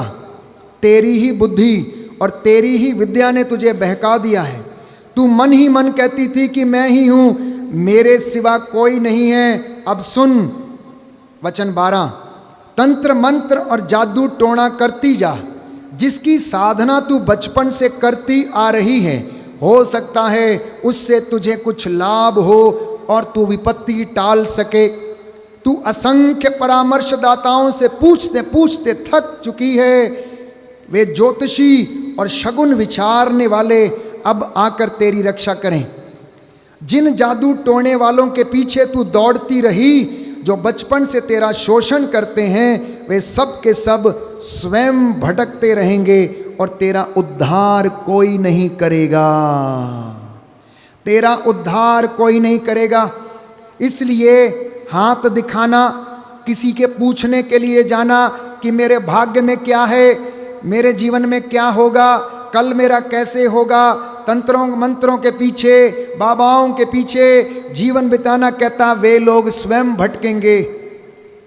तू उनके पीछे जाएगी लेकिन तेरा कोई कुछ ना कर सकेगा। तू बचपन से ये सब करती आई है, इसलिए तेरे घर में विपत्ति का कभी अंत नहीं होगा, जब तक कि तेरा खाता प्रभु यीशु क्लोज ना कर दे और तुझे उस पाप से आजाद ना कर दे। प्रभु यीशु इसीलिए आया कि वो इन सारी बुराइयों को दमन करे, शैतान के कामों को दमन करे, और कहता है यदि तुमने मेरी आज्ञाओं का पालन किया होता तो तुम्हारी सुख शांति नदी की तरह उमड़ पड़ती और तुम्हारी धार्मिकता समुद्र की लहरों की तरह। तो पहला पाप जो हमारा पीछा करता है परिवारों में, वो है तंत्र मंत्र का पाप। हमारे पूर्वजों से चली आई निरर्थक जीवनचर्या, ये पाप यदि हमारे पूर्वजों के द्वारा हुआ है और अगर उसके लिए प्रायश्चित नहीं किया गया है, तो ये हमारी वंशजों से हमारी पीढ़ियों का क्या करता रहेगा, पीछा करता रहेगा, पीछा करता रहेगा। क्योंकि बाइबल कहती है विपत्ति मिट्टी में पैदा नहीं होती। अय्यूब का ग्रंथ अध्याय 34, जब तक आप उसको रास्ता नहीं दिखाते वो आपके घर में नहीं आ सकती। अगर आप उसको कहोगे आओ और मेरे घर में रहो, तो वो आएगी और रहेगी और आपकी पीढ़ियों में वो रहेगी। प्यारे भाई और बहनों, और प्रभु कहता है मैं ऐसे लोगों को 4 पीढ़ियों तक श्राप दूंगा। दूसरा पाप जो हमारा पीछा करता है वो है हत्या का पाप। घर में हुई हत्या का पाप, किसी को जबरदस्ती मारना, किसी का वध कर देना, या फिर गर्भ में बच्चे को मार देना, भ्रूण हत्या का पाप अगर आपके परिवारों में हुआ है तो वो आने वाली पीढ़ियों में उस हत्या का दुष्ट आत्मा क्या करेगा, काम करेगा। The evil spirit of murder will rule the family. वो घर से कभी अलग नहीं होगा जब तक कि आप उसके लिए तौबा ना करें और ये आप प्रायश्चित ना करें, क्योंकि बाइबल हमें बताती है कि हत्या का आत्मा आपके परिवार पर राज्य करेगा। क्योंकि बाइबल ये कहती है, यिर्मयाह नबी का ग्रंथ अध्याय 29 पद संख्या 5 और 6 कि तेरी संख्या जो है बढ़नी चाहिए, घटनी नहीं चाहिए। इसलिए माँ बाप ये ना कहें कि हमारे इतने बच्चे हो गए, हमें ये नहीं चाहिए, हम इसको क्या करेंगे, मार डालेंगे। प्रभु कहता है तेरी संख्या बढ़नी चाहिए, क्योंकि ये ईश्वर का वरदान है। इसलिए माता कलीसिया भ्रूण हत्या के खिलाफ है प्यारे भाइयों और बहनों। इसलिए माता कलीसिया कड़े निर्देश देती है कि हम इस तरीके का घृणित पाप ना करें। तीसरा पाप जो हमारे घरों में पीछा करता है और वो ये है प्यारे भाइयों और बहनों, पाप की कमाई। अगर कोई व्यक्ति पाप की कमाई लेकर घर में इस्तेमाल करता है या फिर उस पाप की कमाई की रोटी खाता है या फिर किसी को लूट के या चोरी करके या अन्याय के द्वारा धन कमा के उस पैसे को अपने बच्चों के लिए इस्तेमाल करता है, तो उस परिवार में आर्थिक स्टेबिलिटी नहीं रहेगी, फाइनेंशियल स्टेबिलिटी नहीं रहेगी, उसके पैसे पर आशीर्वाद नहीं रहेगा। इसीलिए ध्यान रहे कि आपके मकान की एक ईंट भी गलत पैसे की कमाई की नहीं होनी चाहिए। ये मसीहों को निर्देश है। दुनिया चाहे कुछ भी करे, लेकिन मसीहों को निर्देश है, क्योंकि आप अन्य जातियों में से चुनकर पवित्र किए गए लोग हैं। इसलिए मैंने आपसे कहा कि अगर बाहर की दुनिया जो काम करती है, मसीह भी अगर वही काम करता है, तो आप में और उनमें कोई फर्क नहीं रह जाता। अगर बाहर की दुनिया में कोई पाप है और वही पाप आपकी कलीसिया में है, आपके घर में है, तो मसीहों में और उनमें कोई फर्क नहीं है। हम अपने आप को कैसे ये दिखा सकते हैं कि हम मसीह के चुने हुए लोग हैं, हम मसीह के बेटे और बेटियां हैं? हम तब अपने आप को प्रभु को दिखा सकते हैं जब हम उसके रास्ते पर चलते हैं। तो पाप की कमाई कभी भी घर में नहीं लाना। पाप की कमाई से हमेशा घर में बीमारी रहेगी, हमेशा घर में बीमारी रहेगी और आर्थिक उन्नति कभी नहीं होगी। चौथा पाप जो हमारे घरों में पीछा करता है, और मैंने आपको पढ़ के बताया, प्रवक्ता ग्रंथ अध्याय 3 पद संख्या 2 और उससे आगे। प्यारे भाइयों और बहनों, वचन 18 तक घर में जाके आप पढ़िए। प्रवक्ता ग्रंथ अध्याय 3 पद संख्या 2 से 18, इसको नोट करिए और पढ़िए कि माता पिता को श्राप देना, दुख देना, उनकी सेवा नहीं करना, उनका आदर नहीं करना, ऐसे लोग हमेशा श्राप के अधीन रहेंगे। ऐसे लोगों को अपनी संतान से सुख नहीं मिलेगा। ये फादर अशोक नहीं, परंतु बाइबल ये कहती है। इसलिए आपके घर में ये दुष्ट आत्मा क्या करेगी? रूल करेगी, आपके परिवार पर राज्य करेगी, और यह पीढ़ी दर पीढ़ी चलता रहेगा। इसलिए इसका खाता क्लोज करने की आवश्यकता है, और उसके लिए कलीसिया हमें क्या देती है? पाप स्वीकार का संस्कार हमें देती है। आप में से जितने लोगों ने अपने माता पिता को मारा, पीटा, गाली दी, अनादर किया, रोटी नहीं दी, उन्हें दुत्कारा, जाके क्षमा मांग लेना। आज का दिन एक दूसरे को सॉरी कहने के लिए है। अपने माँ को, अपने बाप को गले लगाकर पिता से माफी मांगने की जरूरत है। जिस प्रकार से उड़ाऊ पुत्र ने वचन हमें बताता है, जब उसे होश आया वो उठा और वो गया और उसने जाके अपने पिता से कहा, पिताजी मैंने आपके और ईश्वर के विरुद्ध पाप किया है, मैं आज से तेरा बेटा कहलाने के योग्य नहीं हूं, मुझे अपने नौकरों में से एक रख ले। आज कितनी माताएं दुखी हैं, कितने पिता दुखी हैं अपने बच्चों से कि उनके बच्चे नशा करते, ड्रग्स लेते, गंदी गंदी गालियां देते हैं उन्हें। प्यारे भाइयों और बहनों, इस तरीके के लोग श्राप के अधीन हो जाएंगे। पांचवा पाप जो आपके जीवन में स्टेबिलिटी आने नहीं देगा, यदि आप अपने घर में अपने मजदूर के साथ अन्याय करते हैं तो, अपनी दासी के साथ अगर अन्याय करते हैं, काम करने वाली बाई के साथ अगर आप अन्याय करते हैं, उसे समय पर मजदूरी नहीं देते हैं, तो आपके घर में आपके पैसे पर आशीर्वाद नहीं रहेगा। इन बातों के लिए तौबा करना। अक्सर होता क्या है, पाप स्वीकार संस्कार में जाते हैं, हम क्या बोलते हैं? आप बताइए, आपने कभी इन बातों के विषय में नहीं सोचा? और बाइबल कहती है कि तेरे दास का, तेरे मजदूर का आंसू तेरे आंगन में नहीं गिरना चाहिए।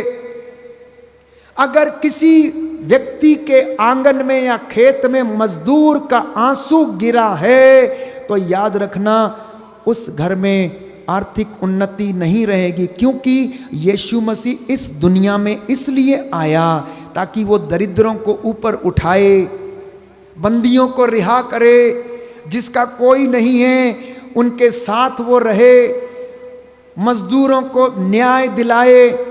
और वो यही चाहता है कि हमारे घर में जो काम करने वाले हैं, हम उन्हें सताएं नहीं, परंतु उनकी देखभाल करें। उनका आंसू आपके परिवार में और आंगन में नहीं गिरना चाहिए। छठवां पाप जो आपके घर में रूल करेगा, वो है कि अभिषिक्तों पर किसी ने हाथ उठाया, या प्रभु के चुने हुए दास या पुरोहित को सताया या मारा या धक्के दिए, या उनके खिलाफ भीड़ में अपशब्द बोले, उन्हें नीचा गिराया, तो ऐसे व्यक्ति पर परमेश्वर का वचन कहता है कि परमेश्वर हाथ उठाएगा। इसलिए बाइबल हमें बताती है, भजन संहिता 105 पद संख्या 10 में हम पढ़ते हैं कि प्रभु का वचन कहता है कि मेरे अभिषिक्तों पर हाथ मत उठाना, मेरे अभिषिक्तों पर हाथ मत उठाना। यदि ऐसा करोगे तो 4 पीढ़ियों तक आप श्रापित रहेंगे। 4 पीढ़ियों तक प्यारे भाइयों और बहनों आपके जीवन में क्या रहेगा? वो पाप आपका पीछा करता रहेगा। जकरिया नबी का ग्रंथ अध्याय 2 पद संख्या 9 कि ये मेरी आंख की पुतली हैं, देखो अगर इन पे कोई हाथ उठाए तो प्रभु कहता मैं इनके ऊपर हाथ उठाऊंगा। सुन लीजिए ध्यान से, अगर आपके परिवार में पूर्वजों से अगर ये प्रथा चली आई कि प्रभु के दास को सताना, उसका अनादर करना, उसको मारना, उसको पीटना, उसको गाली देना, तो प्यारे भाइयों और बहनों ये चुने हुए जो बच्चे हैं प्रभु के, प्रभु को दुख होता है। जिस तरह से आपके बच्चे चाहे छोटे हों बड़े हों, उनमें से कुछ अच्छे हैं, कुछ अच्छे नहीं हैं, सब में कमज़ोरियां हैं। इसी तरह से प्रभु के बच्चों में भी कमज़ोरियां हैं। वो भी आप में से चुने गए लोग हैं, लेकिन वो प्रभु के द्वारा चुने गए लोग हैं एक विशेष काम के लिए, प्रभु की इबादत करने के लिए। और यदि कोई व्यक्ति किसी परिवार में किसी ने उनका अनादर किया, उनके ऊपर हाथ उठाया, तो प्रभु कहता है मैं उनके ऊपर हाथ उठाऊंगा। 7वां पाप जो परिवारों में पीछा करता, ट्रांसजनरेशनल प्रॉब्लम जो पीढ़ी दर पीढ़ी चलती जाती है, और वो ये है immorality practised in the family.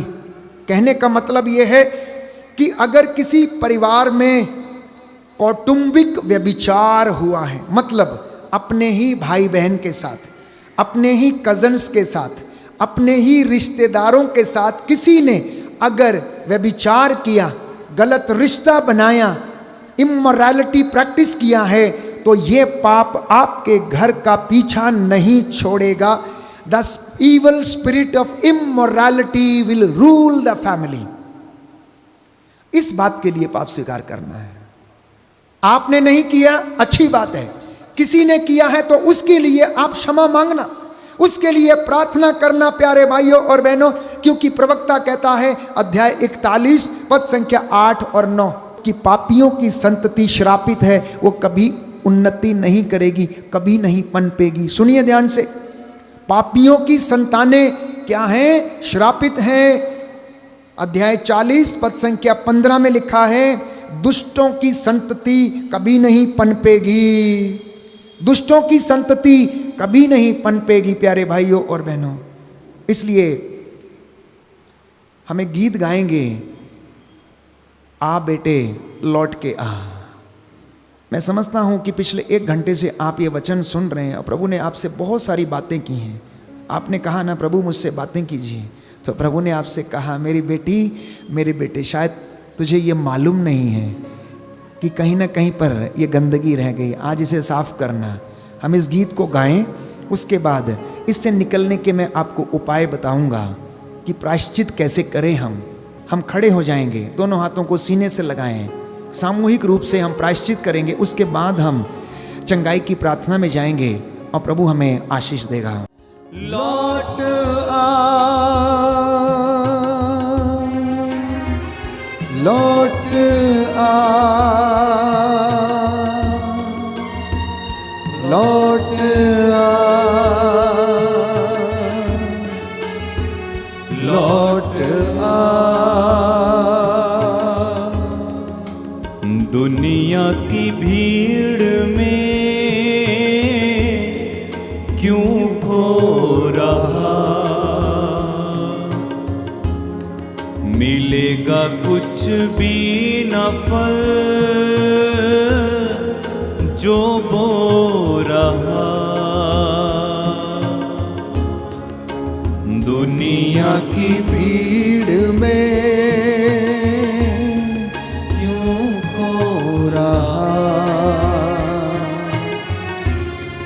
मिलेगा कुछ भी न फल जो हो गया। तू आजा घर लौट आ बेटे घर लौट तू आजा घर लौट आ बेटे घर लौट तू आजा घर लौट आ बेटे घर लौट तू आजा घर लौट लौट लौट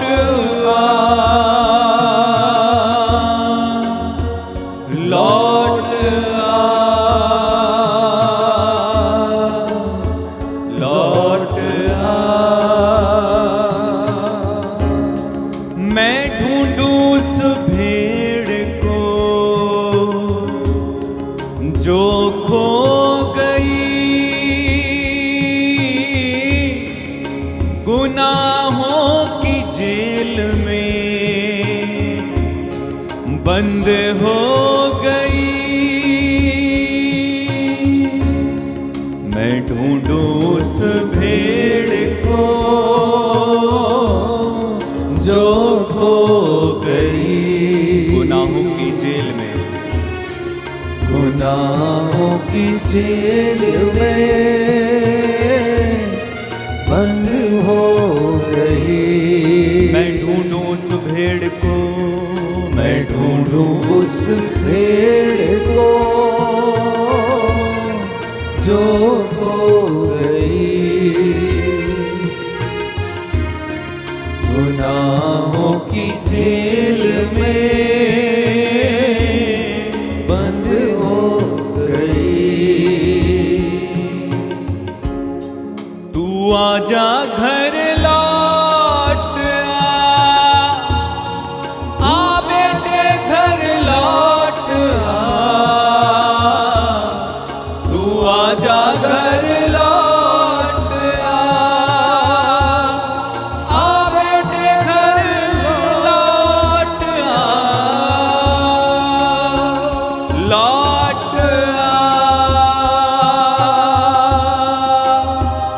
लौट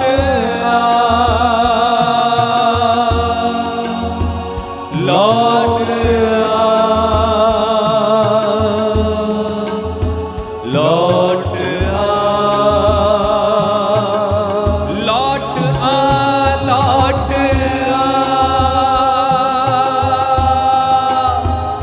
लौट लौट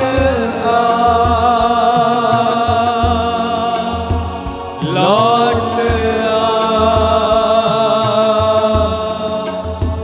लौट